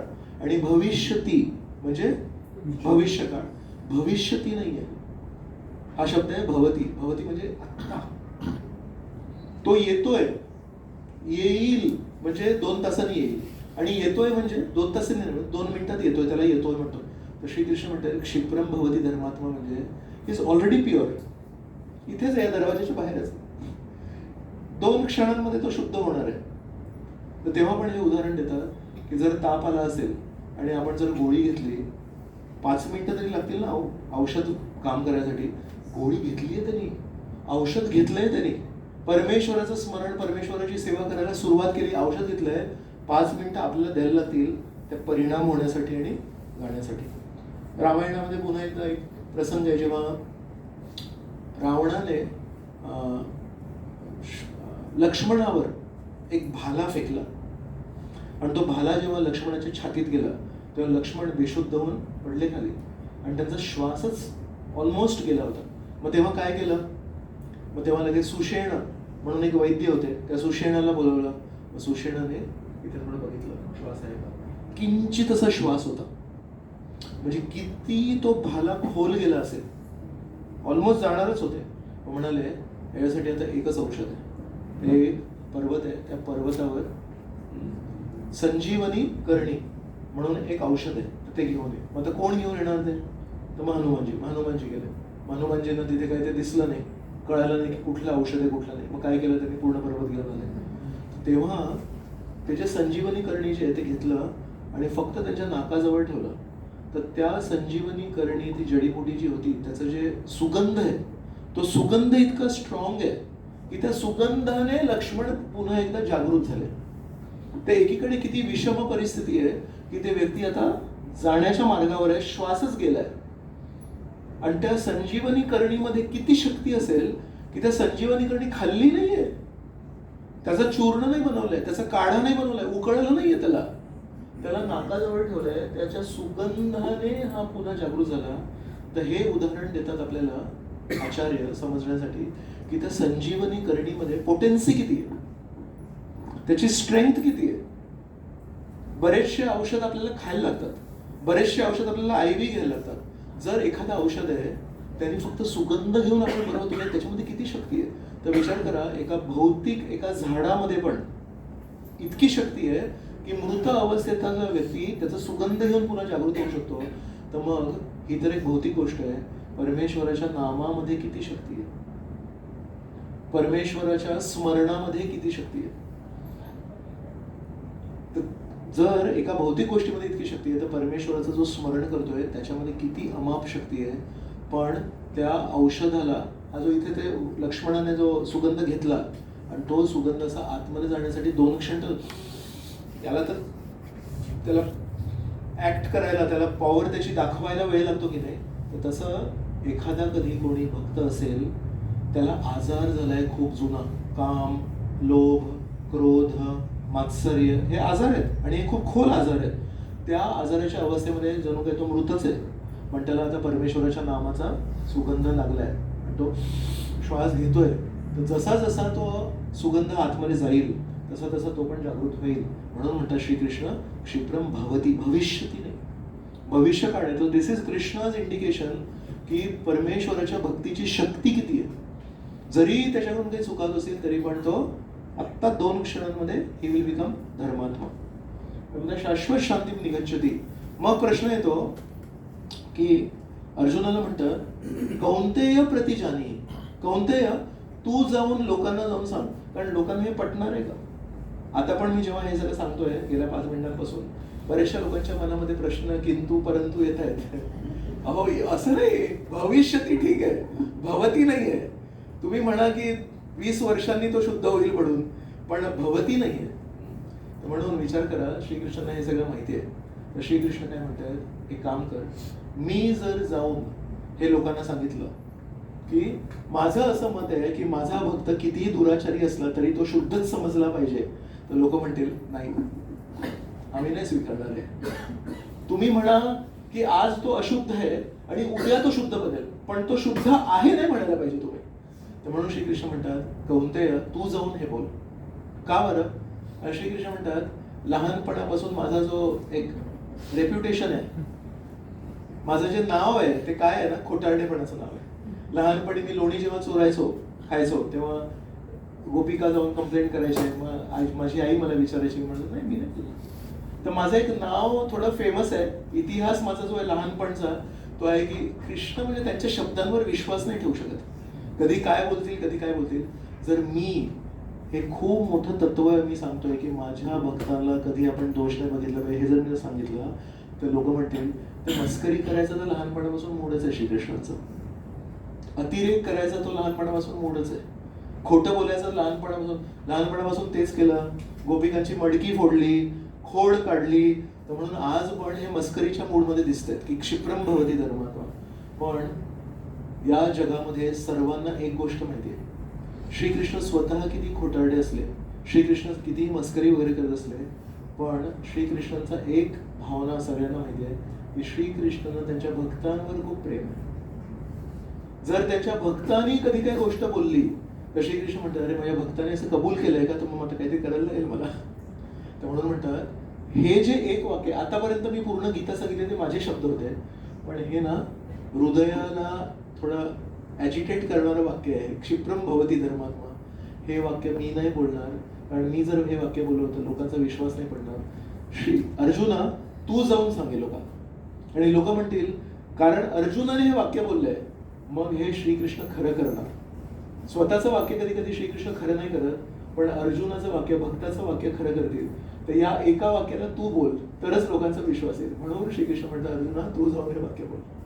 तर महाभारतामध्ये कथा आहे, महाभारताचं युद्ध जेव्हा चालू होतं तेव्हा एक असा क्षण आला जेव्हा दुर्योधनाला लहानपणच्या गोष्टी आठवल्या, आणि दुर्योधन भीष्म जे त्यांचे सेनापती आहेत कौरवांचे, त्यांना म्हणतात मला माहिती आहे हे युद्ध आपण कधीच जिंकणार नाही. मग भीष्म म्हणाले का बरं असं, म्हणतात तुम्ही सेनापती आहे ना आमचे, मग आम्ही कसे जिंकणार, तुझं म्हणणं काय आहे. म्हणाले लहानपणी मला आठवतंय नेहमी अर्जुनाला तुम्ही कुशीत घेणार, नेहमी पांडवांना तुम्ही जवळ करणार, आणि आज ते पांडव आपल्या विरुद्ध आहेत. मला नाही वाटत की तुम्ही पूर्ण जोमाने, पूर्ण उत्साहाने, पूर्ण शक्ती वापरून तुम्ही युद्ध करताय. मला नाही विश्वास. तुम्ही अर्धवट युद्ध करताय, तुमचं मन नाही या युद्धामध्ये. तुम्ही कधीच या पांडवांना मारणार नाही, आणि म्हणून हे युद्ध कधीच समाप्त होणार नाही, आणि आपण नेहमी हरणार आहे. तर हे जेव्हा भीष्मांनी ऐकलं तेव्हा भीष्मांना खूप वाईट वाटलं. भीष्म म्हणतायत माझ्यावर असा आरोप नको करू, मी काय सहन करतोय या बाजूला लढण्यासाठी हे मलाच माहिती आहे, माझ्यावर असा आरोप करू नको. म्हणाले आरोप नाहीये, this is my conviction, this is not an accusation. आरोप नाहीये, हा माझा ठाम विश्वास आहे. भीष्म म्हणाले ठीक आहे, तू असं म्हणतोयस ना, मी आज प्रतिज्ञा घेतो. त्यांनी 5 बाण काढले आणि म्हणाले या 5 बाणांनी उद्या मी 5 पांडवांना ठार मारेन, आणि माझ्या चारित्र्यावर तू आक्षेप घेतलायस. तर भीष्म कसे आहेत, शब्दांना धरून काय काय फसले, काय काय कुठल्या गोष्टीमध्ये, त्यांना त्या व्यक्तीला ज्याने शब्द दिल्यामुळे आपल्या मनाविरुद्ध वागतोय त्याच्या जर शब्दावर तुम्ही परत एक बोट दाखवलं तर ते किती टोचणार. मग भीष्मांनी 5 बाण काढले आणि म्हणाले उद्या या 5 पांडवांना मी मारेन. ही गोष्ट श्रीकृष्णांना कळली. श्रीकृष्ण म्हणत काहीतरी करायला पाहिजे. श्रीकृष्ण अर्जुनाच्या शिबिरात गेले, म्हणाले अरे तुला आठवतंय का, एकदा काय झालं होतं जेव्हा पांडव द्वैत वनामध्ये वनवासाच्या वेळेस होते, 12 वर्ष जेव्हा वनवासात होते तेव्हा सुरुवातीला, तर एक असं मोठं तळं होतं आणि त्या तळ्याच्या शेजारी त्यांनी तपस्या करत होते. तर ही गोष्ट अर्जुनाला कळली, ही गोष्ट दुर्योधनाला कळली. तर दुर्योधनाने काय केलं, पहिली गोष्ट, पहिला जो त्यांना, अरे हे लोक सुखाने जगत आहेत, 5 भाऊ आणि द्रौपदी हे जंगलात राहत आहेत, पण त्यांनी एक कुटीर वगैरे बांधून तर तिथे हा महलात राहतोय, पण याला ते शेवटी त्याचं जे सुख आहे ते कशात आहे, दुसऱ्यांच्या त्रासामध्ये कधी कधी सुख असतं. त्याला सॅडिस्ट म्हणतात. सॅडिस्ट म्हणजे काय, माझ्या सुखामध्ये माझं सुख नसतं, दुसऱ्यांच्या दुःखामध्ये माझं सुख असतं. ते अजून वाईट गुण येतो. तर तो दुर्योधनामध्ये, तो दुर्योधन म्हणतो एक काम करूया, त्यांना ना थोडं अजून त्याला जळूया. कसं करायचं, तर त्या तळ्याच्या त्या बाजूला हे पांडव आहेत, तर तळ्याच्या या बाजूला यांनी एक फार्म हाऊस सारखा एक रिसॉर्ट बांधला. एका अर्थाने जंगलामध्ये त्यांनी एक महाल बांधला. तसे भरपूर त्याच्याकडे सैन्य आहे, भरपूर सैनिक आहेत. त्यांनी झाडं कापली आणि तिथे खूप मोठासा महाल बांधला आणि त्या महालामध्ये राहतोय. आणि एक तळ आहे, तळ्याच्या बाजूला पांडव राहत आहेत, पण त्यांचा वनवास आहे, आणि हा वनामध्ये जंगलामध्ये महाल बांधून राहतोय. तर याचं इथे किती कुचकट आहे हा, की वनवासात पाठवलंय पण त्याला तिथे दाखवायचं की बघ मी महलात राहतोय. ते म्हणतात ना out of site out of mind. तर कारण पांडव वनात राहत आहेत तर ते विसरले आपण एका महलात राहत होतो म्हणून. तर छान जगता येते, तर ते जळतंय याला. तर रोज पांडव जेव्हा कुटीरातून बाहेर येतील तेव्हा म्हणतील बाप रे एवढं मोठं महल, तर ते कुठेतरी दुखेल. तर ते टोचण्यासाठी यांनी जंगलामध्ये महाल बांधला. तर ठीक आहे, हे लोक बघतायत रोज महाल आहे, पण काय आपली वनवास आहे. तर त्या तळ्यामध्ये एक दिवशी दुर्योधन सकाळी सकाळी स्नान करायला गेला. तर हे जे होतं हे जंगलातलं तळ आहे, हे त्याच्या महालातलं तळ नाहीये. तर असं लक्षात आलं की तिथे काही उच्च ग्रहातले गंधर्व तिथे स्नान करायला यायचे, कारण ते खूप सुंदर तळ होतं, निर्मळ पाण्याचं होतं. तर जेव्हा दुर्योधन गेला तेव्हा तिथे गंधर्व बाहेर राखण करत होता. तर त्यांनी सांगितलं ही जी सकाळची पहाटेची वेळ आहे हे आम्ही वरच्या ग्रहातून येतो या सुंदर तळ्यामध्ये स्नान करण्यासाठी, आणि आता आमचे जे राजे आहेत गंधर्वांचे ते तिथे स्नान करतात, तर तू जाऊ नकोस, तू मनुष्य आहेस. तर दुर्योधनाचा तो अहंकार होता, आणि दुर्योधनाने तो महाल कशासाठी बांधला? स्वतःचं वर्चस्व दाखवण्यासाठी. तर दुर्योधन कुठे ऐकतोय? तो दुर्योधन ए चल बाजूला हो, मी जाणार म्हणून. तो दुर्योधन जबरदस्तीने तळ्यात गेला. त्या सर्व गंधर्वांचा राजा जो होता तो तिथे स्नान करत होता. सर्व गंधर्वांनी दुर्योधनावर अटॅक केला, आणि तेव्हा दुर्योधनाकडे सैन्य कमी होतं, कारण मूळ सैन्य तिथे होतं, राज्य हस्तिनापूरला होतं. तर या दुर्योधनाच्या सैन्यांनी आणि त्या गंधर्वाच्या सैन्यामध्ये युद्ध झालं, आणि त्या या युद्धामध्ये त्या गंधर्वांचं जे सैन्य होतं त्याने दुर्योधनाच्या सैन्याला पराजय दिला. तर सगळे पळून गेले. तर या परिस्थितीमध्ये कर्ण पळून गेला तिकडून, शकुनी पण पळून गेला होता, दुःशासन पण पळून गेला होता. आणि या परिस्थितीमध्ये त्याचे 2 सैनिक दुर्योधनाचे, त्याला माहिती होतं की दुर्योधनाने इथे कशासाठी महाल बांधलं, कशासाठी बांधलं महाल, ते त्याला मराठीत एक म्हणायचं नाकावर टिचून तसं त्याच्यात ती भावना होती त्याची. तर हे जे 2 सैनिक आहेत त्यांनी बघितलं कर्ण पळून गेला आपल्या मित्राला सोडून. ही गोष्ट कोणी सांगत नाही त्याच्या मैत्रीची. शकुनी पळून गेला, दुःशासन पळून गेला, दुर्योधनाला एकटा त्यांनी धरलं आणि कैद केलं दुर्योधनाला. तर ते 2 सैनिक पळत पळत त्या तळ्याला असं गोल फिरून पांडवांकडे गेले आणि म्हणाले तुमच्या भावाला धरलंय. तर भीम म्हणाला अरे वा, जे काम आपल्याला करायचं होतं ते कोणीतरी दुसऱ्यांनी केलं, आपलं काम झालं, सोपं झालं आपलं काम. अर्जुन पण म्हणाला हो छान झालं म्हणून. मग तेव्हा युधिष्ठिराने ते खूप महत्वाचं वाक्य वापरलं जे आपण अनेक वेळा मराठी वाङ्मयामध्ये वाचलंय. काय वाक्य माहितीये ते? जेव्हा घरातल्या बाहेरांची जेव्हा भांडण असतं तेव्हा वयम पंच चते शतम, आपण 5 भाऊ आणि ते 100 भाऊ, पण म्हणतात जेव्हा बाहेरचे जेव्हा युद्ध करतात वयम पंचाधिकम शतम, पंच अधिकम शतम म्हणजे 5 अधिक 100. आणि जेव्हा आपापसा जेव्हा भांडणं असतात वयम पंच चते शतम, जेव्हा घरातलं भांडणं असतं तेव्हा आपण 5 भाऊ वेगळे आणि ते 100 भाऊ वेगळे, पण आपल्या घराच्या बाहेरून जेव्हा आक्रमण होतं तेव्हा आपण 105 आहोत म्हणून. तर हे आपण अनेक वेळा वापरतो. कुठल्या प्रसंगामध्ये? या प्रसंगामध्ये. मग युधिष्ठिर भीमाला सांगतात तुझ्या वैयक्तिक काही भावना असतील त्या बाजूला ठेव, माझं म्हणणं आहे हा कुरु वंशातला आहे, आणि जेव्हा गंधर्व कुरु वंशावर आक्रमण करतात तर आपण पण कुरु वंशातले आहोत, आपलं नाव खराब होतंय, तुम्ही दोघं जाऊन दुर्योधनाला त्याच्यातून सोडवा. मग तेव्हा भीम आणि अर्जुन आपल्या इच्छेविरुद्ध मोठ्या भावाचं ऐकून त्या गंधर्वांशी लढले होते. आणि तेव्हा गंधर्वांनी जेव्हा अर्जुनाशी लढाई केली तेव्हा म्हणाले आम्ही नेहमी ऐकलं होतं की अर्जुन नावाचा एक शस्त्रधारी आहे, आणि आज तुम्ही आलात काय आमच्यासोबत, आम्ही तुमच्यासोबत युद्ध नाही करू शकत, आम्हाला तर तुमच्या प्रती खूप मान सन्मान आहे. तर अर्जुनाला आणि भीमाला बघून त्यांनी दुर्योधनाला सोडलं. तर दुर्योधनाला डोळ्यासमोर लक्षात आलं की माझे जे मित्रमंडळी होते ते सगळे पळून गेले आणि मला धरलं होतं, आणि तेव्हा भीमाने आणि अर्जुनाने मला सोडलं होतं. तर ते त्याला इतकं वाईट वाटलं की ज्यांना जळवण्यासाठी मी मंदिरात नाही त्या वनामध्ये एवढं सगळं बांधलं, ते तोंडात मंदिरात, ज्यांना त्रास देण्यासाठी, ज्यांना जाळण्यासाठी मी इथे एवढं सगळं केलं, शेवटी माझी काय नशीब आहे बघा, त्यांनी मला वाचवलं. तर त्याला इतकं वाईट वाटलं ना. द्वेषी व्यक्ती असतो ना तो काहीही करू शकतो, पण ज्या व्यक्तीला त्रास देण्यासाठी ज्या व्यक्तीप्रती त्याचे द्वेष, त्याचे उपकार नाही सहन करू शकत. तर त्याला ते अजून त्रास झाला. मग काय झालं, दुर्योधन फ्री झाला. मग हे दोघं आले परत. मग दुर्योधन उपोषणासाठी बसला. आमरण, अपमान, माझं आयुष्य ज्यांना मारण्यासाठी आहे त्यांनी आज मला सोडवलं कैदेतून, तर तो मरायला टेकला, मरण्यासाठी त्यांनी उपोषण केलं. मग तेव्हा ही बातमी राक्षस लोक जिथे राहतात, चुकीच्या वृत्तीचे लोक जिथे राहतात तिथपर्यंत गेली की दुर्योधन आता मरायला टेकलाय म्हणून. मग तेव्हा हे सगळं महाभारतात आहे. तर दुर्योधनाला सूक्ष्म रूपात तिकडले सगळे ते राक्षस आणि हे सगळे आले आणि ते दुर्योधनाला तिथे खाली घेऊन गेले. आणि खालच्या ग्रहांवर तिथे सगळी अशी सभा बसली होती सर्व मोठ्या मोठ्या राक्षसांची. राक्षस म्हणजे फक्त 2 दात आले ते नाही, राक्षसी वृत्ती, वाईट शोषक वृत्ती तिथे सगळे घेऊन गेले. आणि दुर्योधन म्हटलं, अरे तू असा काय हताश होतोयस? काय काय करू मी?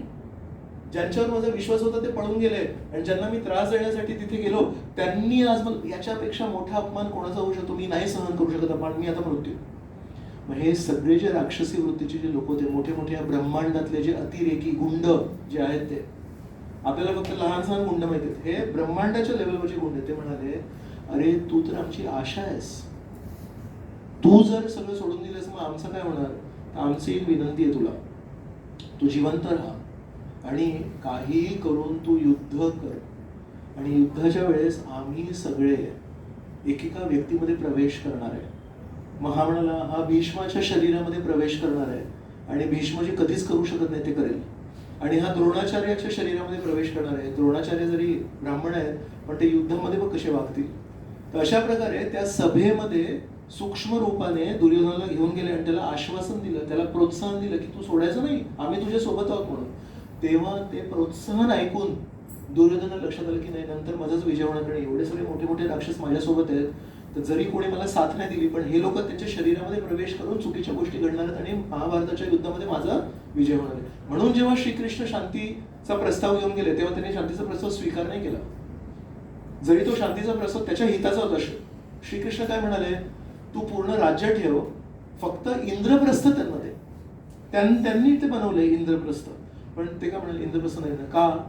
जरी पूर्ण पृथ्वी त्याला मिळणार होती पण त्याला काय करायचं होतं, या 5 पांडवांना मारायचं होतं. आणि त्याची पूर्ण आशा त्या आश्वासनामध्ये होती. त्या राक्षसांनी आश्वासन दिलं होतं की आम्ही तुला मदत करू म्हणून. तर त्या परिस्थितीमध्ये अर्जुनाला त्यांनी, जेव्हा अर्जुनाने आणि भीमामुळे ते सुटले होते तेव्हा दुर्योधनाला ते इतकं अपमानास्पद झालं होतं की जेव्हा आपण एकावर कोणावर उपकार करतो, विशेष म्हणजे प्राणाचे उपकार, कोणी मरायला टेकलाय आणि तुम्ही त्याला औषध देऊन जर वाचवलं तर किती मोठा उपकार येतो. तर ते दुर्योधनाला मनामध्ये नेहमी एक भावना होती की अर्जुनाने आपल्याला एकदा वाचवलं होतं. तर अर्जुनाला विचारलं होतं की तुला काय पाहिजे माझ्याकडून? तर अर्जुन म्हणाला, तुझ्याकडून काही बक्षीस मिळण्यासाठी किंवा काहीतरी उपकार करण्यासाठी मी नाही आलो, माझ्या भावाचं आज्ञापालन करण्यासाठी आलो. भावाने सांगितलं वाचव म्हणून मी आलो. अरे हा फसला वाटतं, आता याला वाचवलं तर काही फायदा मिळेल असं नाही आलो. तर तो उपकार होता. तर ते मी जे तुम्हाला सांगत होतो की 5 बाण ठेवले होते भीष्माने आणि ती गोष्ट कळली श्रीकृष्णांना. तर श्रीकृष्ण अर्जुनाच्या शिबिरात गेले आणि म्हटले, अर्जुना उठ, बोल काय म्हणजे तुला आठवतंय ती परिस्थिती, तेव्हा युधिष्ठिराने तुम्हाला वाचवायला पाठवलं होतं? हो. तेव्हा तू त्याचे प्राण वाचवले होतेस? हो. तर त्याचा तो एक उपकार तुझ्यावर बाकी आहे. पण तो उपकार कसला आहे? दादानी सांगितलं होतं नाही, तो उपकार आहे. ठीक आहे, मग काय करायचं? आत्ताच्या आत्ता दुर्योधनाच्या शिबिरात जा आणि त्याला ते आठवण करून दे की तेव्हा तू त्याचे प्राण वाचवले होतेस म्हणून एक उपकार बाकी आहे. तर अर्जुन म्हणतो, आता काय रात्री मला कुठे उठवतोय आणि कुठे दुर्योधनाकडे, आणि जी गोष्ट मी विसरलो होतो ती पूर्ण कथा तू मला ऐकू आठवण करून दिलीस आणि म्हणतोस की तो उपकार बाकी आहे. तर कुठे जायचं? नाही जा, मी सांगतो. बरं काय आता सांगायचं उपकार? त्याला सांगायचं की त्याच्याकडे जे 5 बाण आहेत ते मला पाहिजेत. तर 5 बाण कुठले आहेत आता? त्यामुळे काय झालंय माहितीये का, आज दुर्योधनाने भीष्मावर आरोप केला की तुम्ही काही नीट युद्ध करतच नाही. तर भीष्माने 5 बाण काढलेत आणि म्हणाले या 5 बाणांनी मी 5 पांडवांना मारणार आहे. आणि जर दुर्योधन तुझा विश्वास नसेल माझ्यावर की परत माझं मन बदलेल, कारण माझ्यासाठी पांडव प्रिय आहे, एक काम कर, हे 5 बाण तू ठेव आणि उद्या सकाळी जेव्हा युद्धाला जाईल तेव्हा 5 बाण दे आणि उद्या या 5 पांडवांना मारून टाकेल आणि मग तुला कळेल की मी एकनिष्ठ आहे तुझ्याप्रती म्हणून. तर ते 5 बाण जे भीष्माने काढून ठेवले होते ते त्यांनी रात्री दुर्योधनाचा विश्वास जिंकायला दुर्योधनाकडे दिले होते. तर ते श्रीकृष्ण अर्जुनाला ती गोष्ट समोर म्हणते, तो उपकार ते माग. तर अर्जुन म्हणते ठीक आहे, आता गेले. मग म्हणत, अर्जुना तुला आठवतंय एकदा मी तुझे प्राण वाचवले होते? दुर्योधनाला म्हणतो, बापरे ते मला अजूनही आठवतंय आणि काय माझी वाईट परिस्थिती. मग काय? मग ते एक उपकार माझा बाकी आहे तुझ्यावर. ठीक आहे, मग काय? मग ते मी ऐकलं तुझ्याकडे 5 बाण आहेत ते म्हणून. ते मला दे म्हणून. तुला कसं माहिती ते 5 बाण? आता तर 5 मिनिटापूर्वी ती गोष्ट झाली, मी भीष्माला सांगितलं आणि भीष्माने 5 बाण दिले. नाही, मला श्रीकृष्णाने सांगितलं की 5 बाण, मलाही नाही माहिती काय. मग ते काय करणार? मग ते 5 काय उपकार होतात, प्राण वाचवले होते दुर्योधनाचे. 5 बाण अर्जुनाला दिले, ते अर्जुन 5 बाण घेऊन आले. मग सकाळी युद्धाच्या सुरुवातीला भीष्म म्हणतात, दुर्योधन माझ्यावर तू आरोप केलास ना, काढ ते 5 बाण. दुर्योधन म्हणाले, सांगतो तो गोष्ट.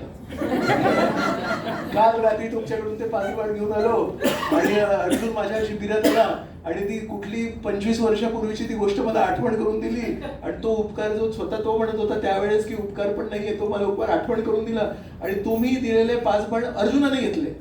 पण अर्जुनाला कसं माहिती? मी पण तोच प्रश्न विचारला, तुला कसं काय माहिती या 5 बाणांबद्दल? तर मला म्हणाले की श्रीकृष्णाने मला सांगितलं म्हणून. मग तेव्हा भीष्म म्हणाले, मी शपथ घेतली होती. शपथ घेणार आहेत ना भीष्म, नेहमी शपथ घेतात ना, मी शपथ घेतोय, मी शपथ घेतोय. मी शपथ घेतली होती की आज मी 5 पांडवांना मारणार आणि या श्रीकृष्णांमुळे माझी शपथ आज मोडणार आहे. तर ज्याला ज्या गोष्टीप्रती आसक्ती असते ती गोष्ट जेव्हा होत नाही तेव्हा ते जास्ती टोचतं. तर भीष्मदेव म्हणजे प्रतिज्ञावादी. मी प्रतिज्ञा घेतली होती, ती प्रतिज्ञा श्रीकृष्णांच्या या करण्यामुळे आता तुटणार आहे.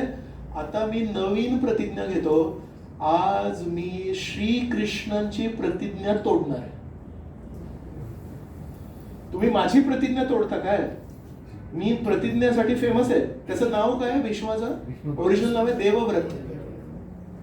देवव्रताने वडिलांसाठी ब्रह्मचर्याची जेव्हा व्रत घेतलं तेव्हा आकाशातून पुष्प पडले. भीष्म भीष्म भीष्म म्हणजे कठीण. भीष्म व्रत, ब्रह्मचर्याचं व्रत सोपं व्रत नाही. तर देवव्रताचं नवीन नाव पडलं भीष्म. तर त्याचं नाव भीष्म आहे का? त्यांनी व्रत घेतलं म्हणून. माझं व्रत तुम्ही तोडताय काय? मी आता तुम्हाला दाखवतो माझ्यामध्ये काय शक्ती आहे. तुम्ही पण एक व्रत घेतलंय ना. श्रीकृष्णांनी काय व्रत घेतलं होतं? शस्त्र मी घेणार आहे. ते म्हणाले, तुमचं ते व्रत आज मी नाही तोडलं तर बघा म्हणून. त्या दिवशी भीष्माला लक्षात आलं, एकच गोष्ट आता करायची आपल्याला. श्रीकृष्ण आहेत ना, श्रीकृष्ण त्यांचे भक्तप्रिय आहेत. श्रीकृष्णांवर कधी आक्रमण नाही करायचं. श्रीकृष्णांवर आक्रमण केलं तर काय होत नाही. श्रीकृष्णाच्या भक्तावर जर आक्रमण केलं तर श्रीकृष्ण काही करू शकतात. त्या दिवशी त्यांनी पूर्ण जो फोकस आहे त्यांचा तो 5 पांडवांवर नाही ठेवला. त्या दिवशी त्यांनी ठरवलं आता अर्जुनावर फोकस करायचं आणि पूर्ण त्यांचा जो ताव, पूर्ण त्यांचा जो फोर्स, पूर्ण त्याची जी शक्ती आहे ती पूर्ण अर्जुनावर टाकली. ते कितीही सैनिक किती धाड धाड सगळे मरत होते. शेवटी अशी परिस्थिती आली की अर्जुनाकडे आता काही शस्त्र नाही उरले आणि तेव्हा मग भीष्मांनी एक बाण काढला आणि अर्जुनाला मारणारच होते. मग तेव्हा श्रीकृष्णांनी काय केलं? श्रीकृष्णांनी ते सारथी म्हणून होते, नाही, माझी शपथ तुटली तरी चालेल, माझं नाव खराबच आहे ओव्हरऑल, पण माझं एक नाव आहे की भक्त वात्सल्य. भक्तांना मी कधी सोडणार नाही म्हणून. आईला कधी त्रास झाला तर चालतो, पण बाळाला जर त्रास होत असेल तर तीच आई मग झाशीची राणी बनते. सो आईंचा एक आई नेहमी प्रेमळ असते, पण मुलांना जर त्रास दिला तर मग तीच आई वाघिणीसारखी सिंहिणीसारखी जोरात ओरडू पण शकते. बाळाला काय करायचं? मग तसं श्रीकृष्ण त्या भावनेमध्ये तिथून लगेच उडी मारली आणि काय केलं, तिथे बरेच सारे रथ तुटले होते, युद्धामध्ये तुटतात. त्याचा एक रथाचा जो एक चाक होता तो खाली पडला होता. श्रीकृष्णाने तो उचलला आणि तो असा हातात घेऊन त्याने भीष्मावर चढाई केली आणि म्हणाले, जर तू अर्जुनावर बाण मारलास, प्रयत्न जरी केलास तर हा रथाचा जो वजनी चाक आहे तो मी तुझ्यावर फेकेन. तो रथाचा जो चाक त्याचा वजनी असतो तो रथ. तर भीष्म थांबले. मग भीष्म म्हणाले, या व्यक्तीने शपथ घेतली होती ना, पण या व्यक्तीसाठी आपल्या भक्तांची काळजी घेणं हे स्वतःच्या शपथीपेक्षा जास्ती महत्वाचं आहे. तर जेव्हा भीष्म तेव्हा तर थांबले ते, तेव्हा त्यांनी नाही मारलं मग अर्जुनाला, कारण ते श्रीकृष्णांवर चढाई करू नाही शकले. पण नंतर जेव्हा भीष्मांना मारलं, कोण ते व्यक्ती? अंबादेव शिखंडी. तर शिखंडीला समोर ठेवून मग जेव्हा भीष्मांना मारलं, मग भीष्म बाणांच्या शय्येवर होते. मग 18 दिवस युद्ध झालं. 10व्या दिवशी भीष्म पडले. मग 8 दिवस नंतर पुढे युद्ध झालं 18व्या दिवशी जेव्हा युद्धाची घोषणा झाली की कौरव हरले आणि युधिष्ठिर जिंकले, त्यानंतर मग जिंकलेल्या पांडवांना श्रीकृष्ण सुसज्ज करून त्यांना छान दागदागिने घालून श्रीकृष्ण म्हणाले आता आपल्याला एका ठिकाणी जायचंय. मग तेव्हा पांडव म्हणाले कुठे जायचंय? म्हणाले भीष्मांनी अजून प्राण नाही सोडलेत, आपल्याला भीष्मांना भेटायला जायचंय. मग तेव्हा भीष्माची मरणावस्था पण त्यांनी प्राण नव्हते सोडले. मग तेव्हा भीष्मांना भेटायला गेले. मग तेव्हा भीष्म श्रीकृष्णाची स्तुती करतात की काय तुम्ही आहात की सगळे तुमचे व्रत एकीकडे, पण भक्तावर जर कोणी त्रास दिला तर तुम्ही नेहमी येतात. तर तेव्हा एका श्लोकामध्ये श्रीकृष्णांना उद्देशून काय म्हणतात? हे अर्जुन सखे म्हणतात. श्रीकृष्णाचे बरेच नाव आहेत. एखादं नाव सांगणार श्रीकृष्णाचं? मधुसूदन. तर मधुसूदन म्हणजे एक मधु राक्षस होता त्याला मारण्यासाठी. अजून दामोदर. सो दामोदर आहे ते आहे की यशोदेने जेव्हा त्यांच्या पोटाला एक रश्शी बांधली तेव्हा दामोदर. अजून गोविंद. तर गोविंद नाव कधी मिळालं? जेव्हा गोवर्धन लीला झाली तेव्हा इंद्राने नंतर येऊन माफी मागितली आणि तेव्हा इंद्राने सांगितलं की या पूर्ण राज्याचे राजे तुम्ही, तर तुम्ही खरे गोविंद आहात म्हणून. अजून पार्थ सारथी म्हणजे अर्जुनाचे सारथी. अजून केशवा. तर केशी नावाचा एक राक्षस होता त्याला मारलं म्हणून त्याचं नाव केशवा. अजून अच्युत. अच्युत म्हणजे जे कधी आपल्या भक्तांची काळजी घेण्यामध्ये कमी नाही पडत. तर अशा प्रकारे परमेश्वराचे अनेक नाव आहेत. त्या सर्व नावांमध्ये जे प्रमुख नाव आहेत ते आहेत त्यांच्या भक्तांशी संबंधित. गोपीनाथ, गिरीवरधारी, मदन मोहन, रास बिहारी. तर अशा प्रकारे बघितलं ना तर त्यांची जी नावं आहेत ते सगळे भक्तांच्या संबंधित आहेत. तर त्यांना भक्तांशी संबंधित असलेली नावं खूप आवडतात. का? तर ते नाव जेव्हा आपण घेतो तेव्हा त्यांना त्यांच्या भक्तांची आठवण येते.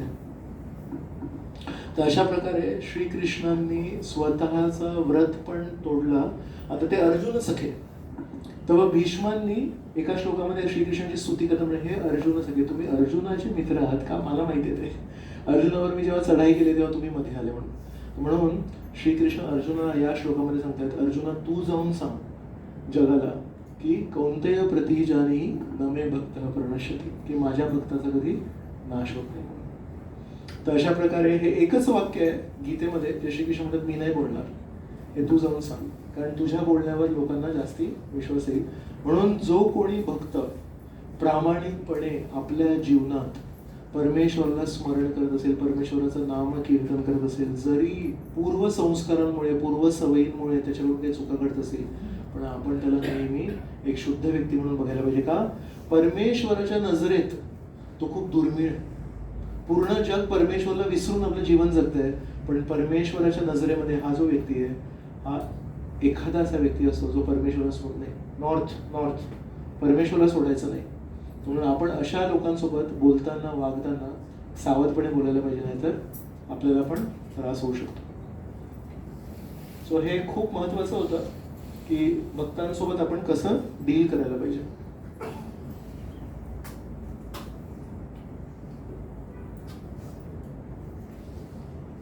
हा भागवतातला एक श्लोक आहे. हा 7वा स्कंध अधार आणि श्लोक क्रमांक 28 आहे.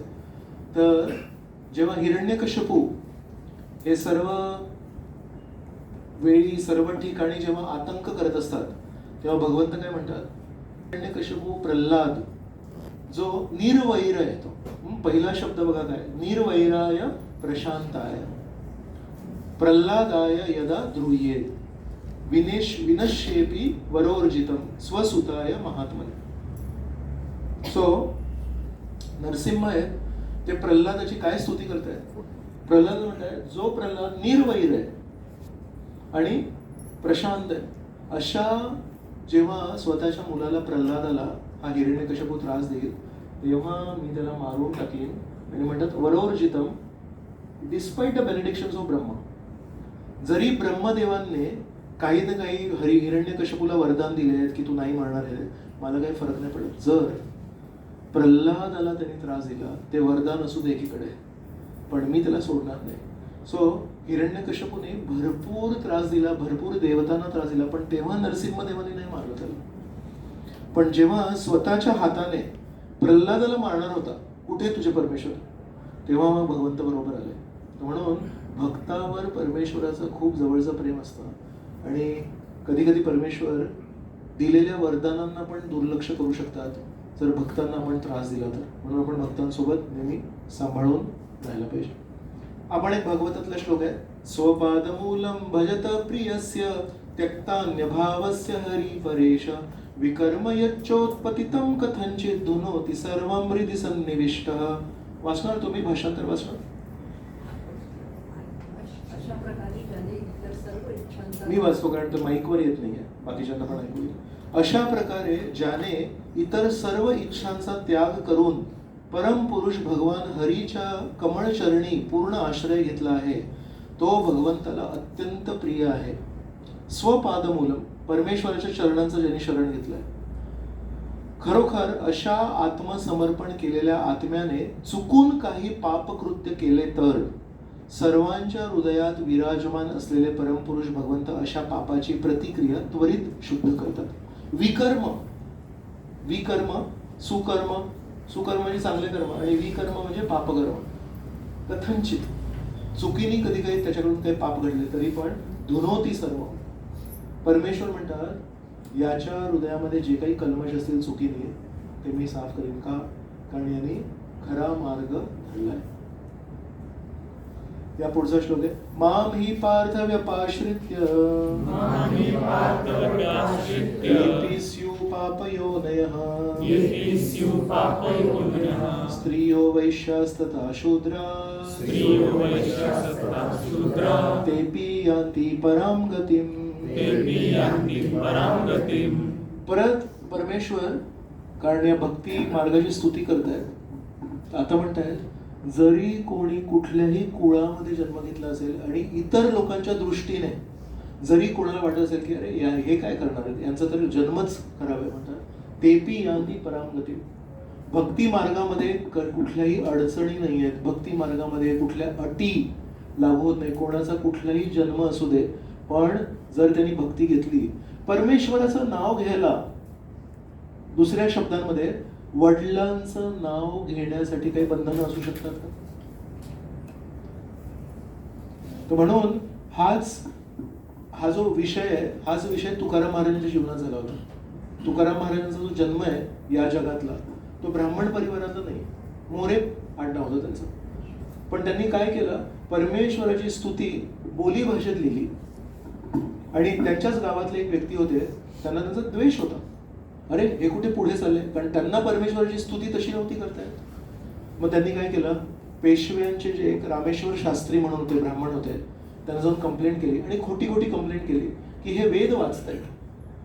ऍक्च्युली तुकाराम महाराज वेद नव्हते वाचत, तुकाराम महाराजच्या हृदयामध्ये परमेश्वराने प्रचिती दिली होती ती. तर परमेश्वराला स्मरण करून अभंग, त्याला अभंग का म्हणतात, जे थांबत नाही. भंग होणं म्हणजे थांबणं, अभंग म्हणजे तुकाराम महाराजांच्या मनामध्ये जशी काही नदी वाहते, ते लिहितात भावना त्यांच्या. आज आपल्याकडे जे अभंग आहे तुकाराम महाराजांचे लिखित स्वरूपामध्ये ते फार कमी आहेत. ते जे वाचलेले आहेत ते अनेक त्याच्यापेक्षा कितीतरी पटीने अभंग तुकाराम महाराजांचे डोळे बंद करून नुसते लिहायचेच फक्त अभंग आहेत, ते भंग होत नाही ती गाथा. सो त्यांच्यावर आरोप काय टाकला की हे ब्राह्मण नसूनही वेद वाचतात आणि हे चुकीचं आहे. तर रामेश्वर शास्त्री प्रवास करून आले आणि त्यांना म्हटलं की तुम्ही परमेश्वराची स्तुती करताय का? तर ते म्हणाले हो. तर ते म्हटलं पण तुम्ही नाही करू शकत कारण तुम्ही ब्राह्मण परिवारात नाही आहात. तर ते म्हणाले वडील आहेत ते माझे, रखुमाई आहे, आई आहे. आई आणि वडिलांचं नाव घेण्यासाठी जन्म किंवा त्याला काही लागतं का? त्याला काय पात्रता आहे? तर ते म्हणाले ते काही असू दे पण तुम्हाला तो हक्क नाही आहे. काय शिक्षा दिली त्यांना? तुमचे सर्व जे अभंग आहेत ते स्वतःच्या हाताने इंद्रायणी नदीमध्ये तुम्हाला बुडवावे लागतील. तुमच्यातून कोणी केलंय देहूला? त्या ठिकाणी केलं. आजही ते ठिकाण आहे जिथे ते अभंग तुकाराम महाराजांनी टाकले. मग काय झालं, तुकाराम महाराज जेव्हा ते अभंग टाकले त्यांच्यासाठी ना कोणी लेखक असेल ना, कादंबरी लिहिणारा किंवा कविता लिहिणारा, त्याला पण आसक्ती असते त्याच्याशी. माझी सृष्टी आहे ती, मी तयार केलेल्या कविता आहेत. ह्या कविता आहेत ना इथून नव्हत्या आल्या, या परमेश्वराप्रती प्रेम होतं त्यांना. ते हृदयातून आलेल्या कविता, त्या भावना आहेत, ते शब्द नाही आहेत. त्यांना जेव्हा ती शिक्षा दिली ते नम्र आहेत, त्यांनी काही आरडाओरडा नाही केला की कसं असं. जेव्हा आले तेव्हा ते काही खाऊ नाही शकले, त्यांनी पिऊ नाही शकले, म्हणून त्या दिवशी त्यांचं उपोषण झालं. त्यांची बायको, त्यांची मुलं येऊन म्हणतात थोडं खा तरी काहीतरी. प्राण गेले माझे. मनातल्या सगळ्या भावना मी व्यक्त केल्या होत्या त्या सगळ्या पाण्यात गेल्या. आता काय खायचंय. सो 13 दिवस तुकाराम महाराज तिथेच होते. त्यांना इतकं वाईट वाटत होतं की मी जे लिहिलं होतं ते सगळं गेलं. तर त्यांनी जेवण पाणी सगळं सोडून दिलं. 14व्या दिवशी त्या नदीतून ते अभंग पुन्हा परत आले. इथलेच घडली गोष्ट आहे ती, आत्ताच 500 वर्षापूर्वी. असंही नाही सत्ययुगातली गोष्ट आहे आणि कुठे दूर हिमालयातल्या कुठल्या गुफेतली गोष्ट आहे. इथे देहू इथेच आहे. पुण्याला जाताना एक रेल्वे स्टेशन पण आहे, देहू रोड. तिथून 10 मिनिटावर आहे ती जागा. सो त्यांच्यावर तो आरोप काय आहे की तुम्ही ब्राह्मण परिवारातले नसून तुम्ही वेद का वाचताय. पण त्यांनी वेद वाचलेच नाहीत, ते परमेश्वराची स्तुती करतायत. म्हणून वडिलांचं नाव घेण्यासाठी कधी काही नियम नसतात. तर श्रीकृष्ण भगवद्गीते म्हणतात की जरी कोणाच्या दृष्टीने, श्रीकृष्णाच्या दृष्टीने पाप योनी कुठलीही नाही. श्रीकृष्ण कधी कोणाला चुकीच्या नजरेने कोणाला वाटत जरी असेल की हे कसं काय करते, श्रीकृष्ण म्हणतात तेपी यांती परामगती. जरी कोणाच्या दृष्टीने, सामाजिक दृष्टीने, कोणाच्या मताने म्हणत असतील की यांचा जन्म नीच जन्म आहे, पण जर त्यांनी भक्ती घेतली, जर त्यांनी पत्रम पुष्पम फलम तोयम केलं, अनन्यास चिंतयंतो माम केलं, तेपी यांती परामगती. हे सगळे जे आपले गुणधर्म आहेत, हे जे सगळे आपले डेसिग्नेशन्स, उपाधी आहेत, ते सगळे या जगातले आहेत. वैकुंठामध्ये ही कुठली उपाधी लागू होत नाही असं परमेश्वराने या श्लोकामध्ये स्पष्टपणे सांगितलं. आपण त्याचं भाषांतर वाचूया. हे पार्था, जे माझा आश्रय घेतात मग ते जरी नीच कुळातील असतील, स्त्री वैश्य शूद्र असले तरी ते परम गती प्राप्त करू शकतात. हा किती आशावादी श्लोक आहे. आपला जन्म महत्वाचा नाही, आपण कुठल्या जातीमध्ये जन्म घेतला तो महत्वाचा नाही. श्रीकृष्ण म्हणताय कोणी असू दे, हत्तीचा जरी जन्म असेल तो पण तेपी यांती परामगती. मग जर नीच कुळात जन्म जरी घेतला असेल त्याला पण परमेश्वर म्हणतात वैकुंठामध्ये एंट्री आहे. याच्या पुढचा श्लोक बघा काय म्हणतात. किम पुनर्ब्राह्मण पुण्य भक्ता राजर्षयस्तथा अनित्यम असुखम लोकम इमं प्राप्य भजस्व माम. तर मग सदाचारी ब्राह्मण, भक्त आणि राजर्षी बद्दल काय सांगावे. म्हणून या अनित्य दुःखमय जगतामध्ये आल्यामुळे माझ्या प्रेममयी सेवेमध्ये संलग्न हो. मग जर ज्या दृष्टीने लोक म्हणतात की अरे हे तर नीच कुळातला जन्म आहे, त्यांना पण जर परमेश्वर म्हणतात की काही बंधनं नाही होत म्हणतात. जर कोणी सदाचारी असेल, जर कोणी अर्जुनासारखा, युधिष्ठिरासारखा राजर्षी असेल, म्हणजे स्वतःचं चारित्र्य पण आहे, पण ते अधिकारी पदावर आहेत. अधिकारी पदावर असण्याचा एक चांगला फायदा काय आहे, तुम्ही संस्कृती रचू शकता.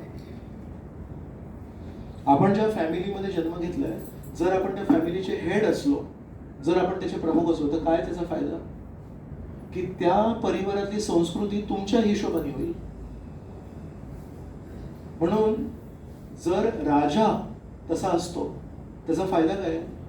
व्यक्ती स्वतः जर भक्त आहे तर तो जाईल, पण जर राजा तसा असेल तर मग तो तशा प्रकारचे नियम घडवतो, तो तशा प्रकारची संस्कृती रचतो, तो तशा प्रकारचं शिक्षण गुरुकुलांमधून देतो, तो तशा प्रकारच्या वातावरणाला वाव देतो.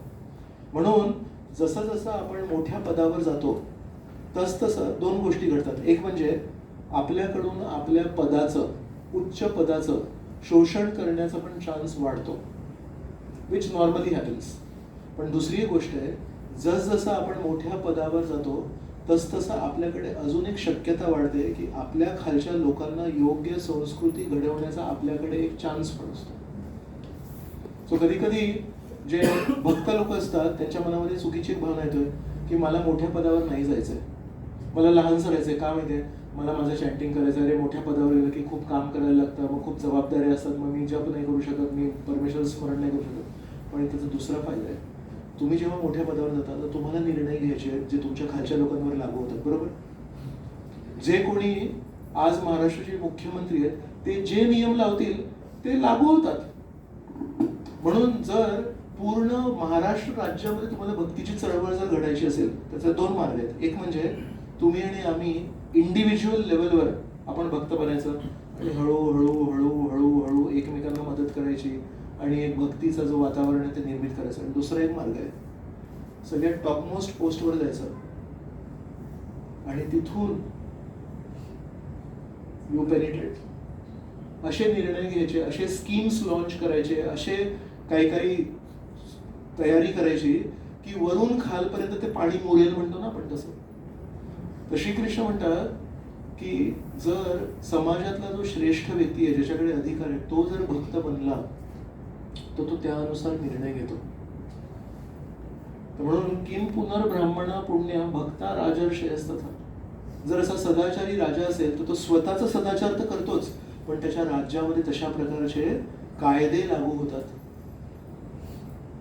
आता तुमच्यामधून किती लोकांना माहिती आहे माहित नाही, पण MBA चे जे कॉलेजेस आहेत त्याच्यामध्ये इंडियन नॉलेज सिस्टम्स म्हणून एक विषय इंट्रोड्यूस झाला यावर्षी, नॅशनल एज्युकेशन पॉलिसी 2024. तर आपल्या देशाचे जे पंतप्रधान आहेत त्यांनी आता एज्युकेशन लेवलला बदल घडवलाय. तर नवीन जी एज्युकेशन पॉलिसी आहे त्याच्यामध्ये MBA जर करायचं असेल तर इंडियन नॉलेज सिस्टम्स आहेत. त्या इंडियन नॉलेज सिस्टम्समध्ये 2 क्रेडिट कोर्स येतो, म्हणजे 30 तासांचा कोर्स येतो. त्या 30 तासांमध्ये भारतीय वेदांमधल्या विषयांना शिकवणं हे भाग आहे. 30 अवर्स, त्याचे 30 तास आहेत, त्याच्यामध्ये 5 युनिट्स आहेत. आणि त्याचा पहिला जो युनिट आहे तो आहे management and organisational framework based on Bhagavad Gita. अजून एक युनिट आहे तुम्हाला दाखवतो,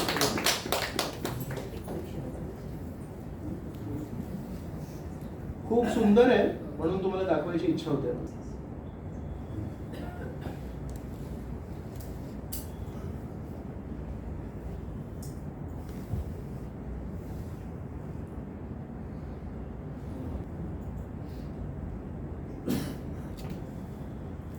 सॉरी, हा ते मूळ डॉक्युमेंट नाही आहे.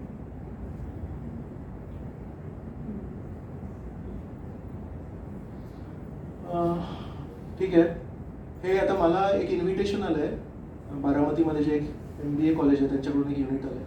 So this is unit 1, leadership and organisational behaviour from Bhagavad Gita. So overview of the Bhagavad Gita, his key themes, roles of values, ethics, spiritual motivation, self-awareness, self-management, team dynamics, Gita-based decision framing, conflict resolution strategies, servant leadership principles. This is all you have to speak based on Bhagavad Gita. आणि तसा हा एक unit आहे, unit number 1 आहे. याच्यासाठी 6 तास आहेत. So 6 तासांमध्ये हे सगळे विषय शिकवायचे. आणि तसा युनिट नंबर 2 ऐकायचं आहे कोणाला? Leadership principles based on life of Shivaji Maharaj. त्याचे पण सब टॉपिक्स आहेत. आणि युनिट नंबर 3 आहे द जुगाड प्रिन्सिपल म्हणून, की भारतामध्ये असं नीट प्लॅनिंग न करता पण जुगाड होत होतं. What is the jugaad philosophy, ती भारतामध्येच आहे, बाकी कुठे जुगाड नसेल. याच्यावर पासेस, हा विषय माझ्यासाठी नाही आहे पण माझ्याकडे तो सिलेबस आला तर मला सांगितलं की तुम्ही या विषयावर आम्हाला मार्गदर्शन करू शकता का म्हणून. आणि शिवाजी महाराजांवर म्हटलं माझा तेवढा सखोल अभ्यास नाही आहे. 6 तास शिवाजी महाराजांकडून मॅनेजमेंट प्रिन्सिपल शिकायचे, कसे योग्य परिस्थितीमध्ये त्यांनी कसे निर्णय घेतले वगैरे. तर I am not the right person म्हणून त्यासाठी इतिहास याने खूप वाजला. सो 3रा आहे जुगाड. 4th आहे की एक आहे इंडियन वे ऑफ मॅनेजमेंट आणि एक आहे वेस्टर्न वे ऑफ मॅनेजमेंट. तर त्याच्यामध्ये सब टॉपिक्स आहेत इंडिव्हिज्युअलिझम वर्सेस कलेक्टिव्हिझम. सो वेस्टर्न जो थॉट प्रोसेस आहे तो आहे इंडिव्हिज्युअलिझम, स्वतःला महत्त्व द्या. आणि भारताची जी संस्कृती आहे ती सामूहिक, you always think about everyone else. असे 5 युनिट्स आहेत आणि Bhagavad Gita. So this I have to teach to first year of MBA. No, wait, that's not the point. Point is, why is Bhagavad Gita being taught to MBA students? आणि त्याचे हे सगळे topic तर हे महत्त्वाचे नाही आहेत का? Decision making, conflict resolution, servant leadership, building high performance, ethical dilemmas and decision making. पण आजपर्यंत हे भारतात असूनही भारताच्या कॉलेजेसमध्ये आपण अमेरिकन जो MBA जो शिकवतो त्याचंच वाचायचो.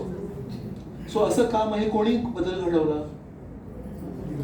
ते आहे, ते तुम्हाला सांगायचं आहे मला. हा बदल कोणी घडवला सांगा? काँग्रेस.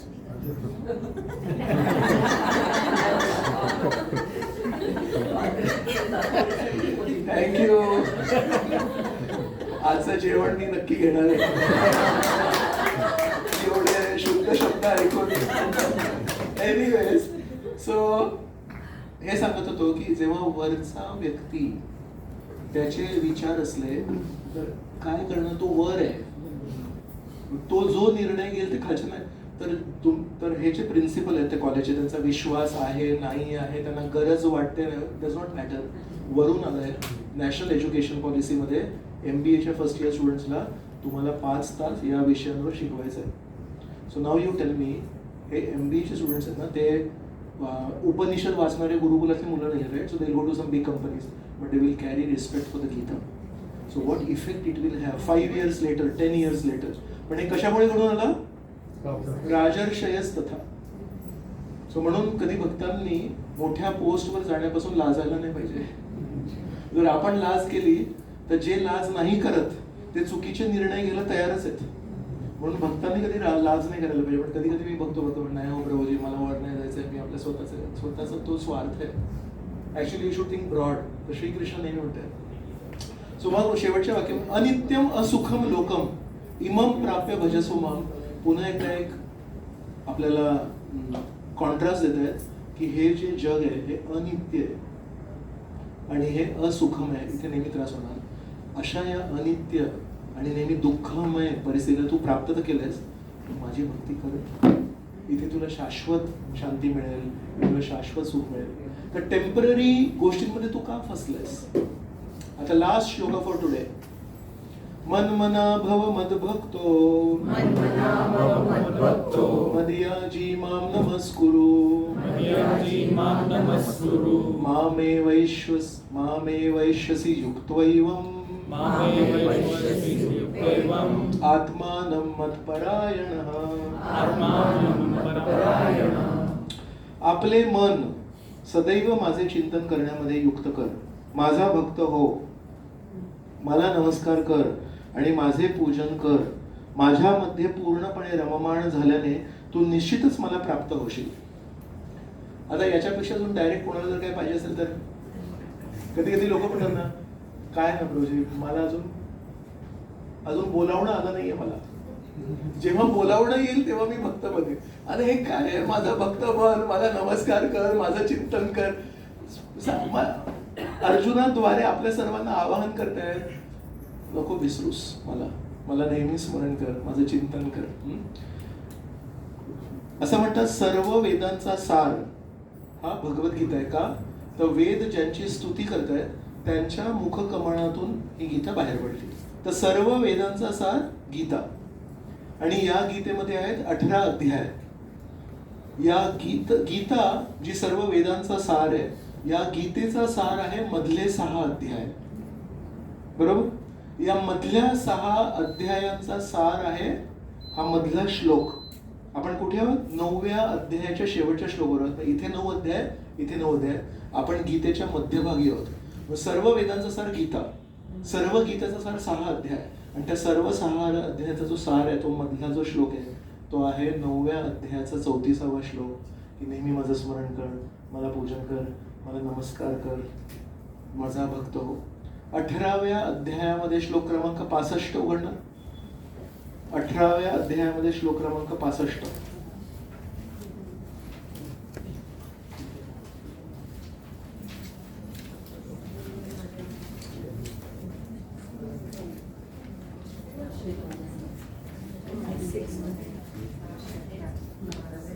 कोण वाचणार? कोणतरी एक वाच.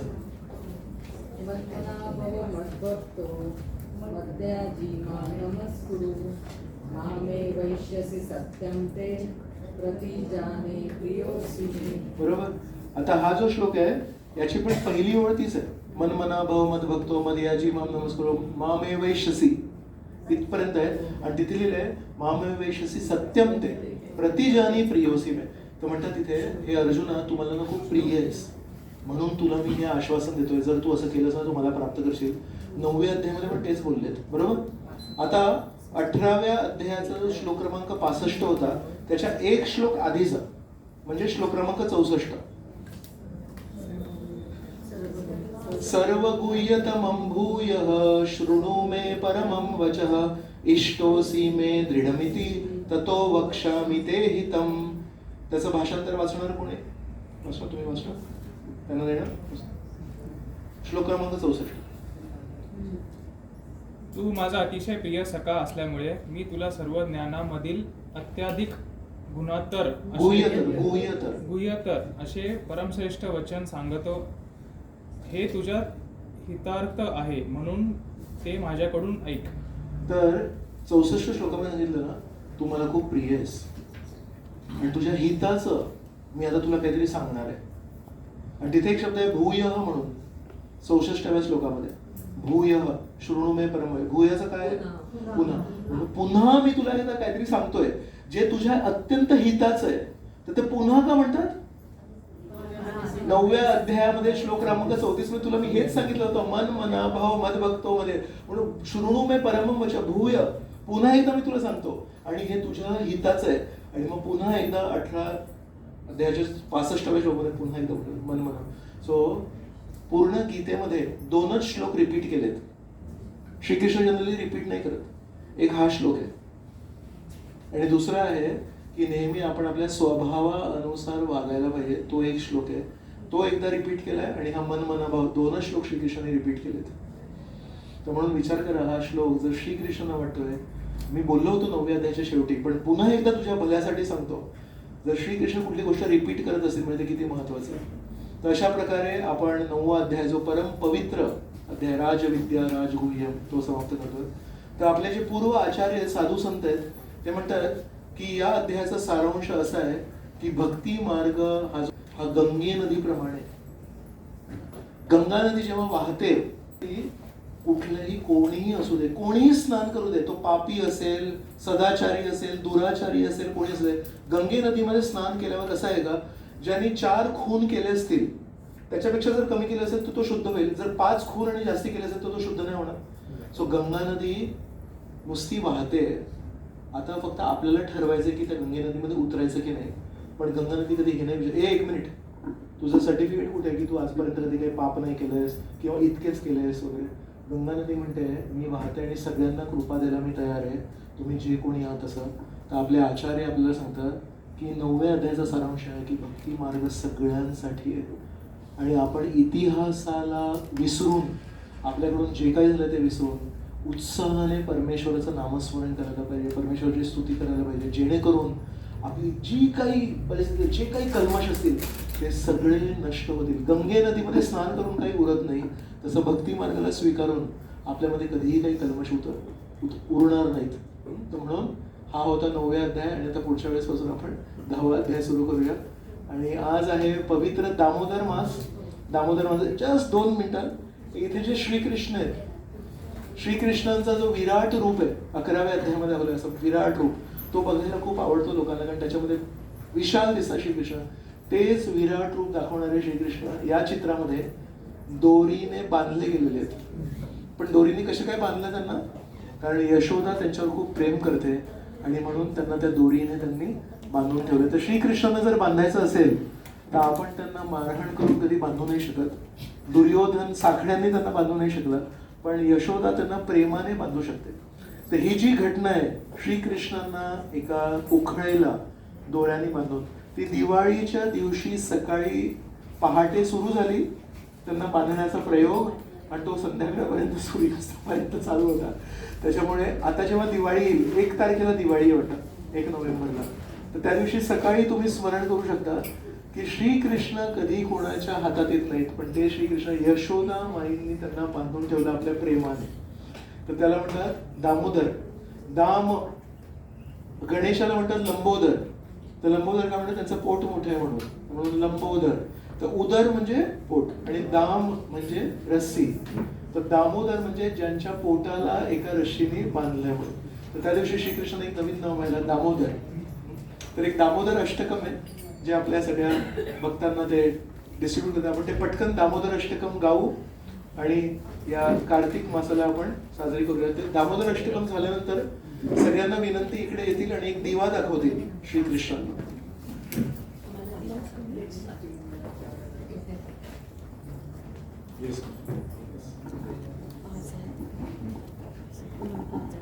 हरे कृष्णा.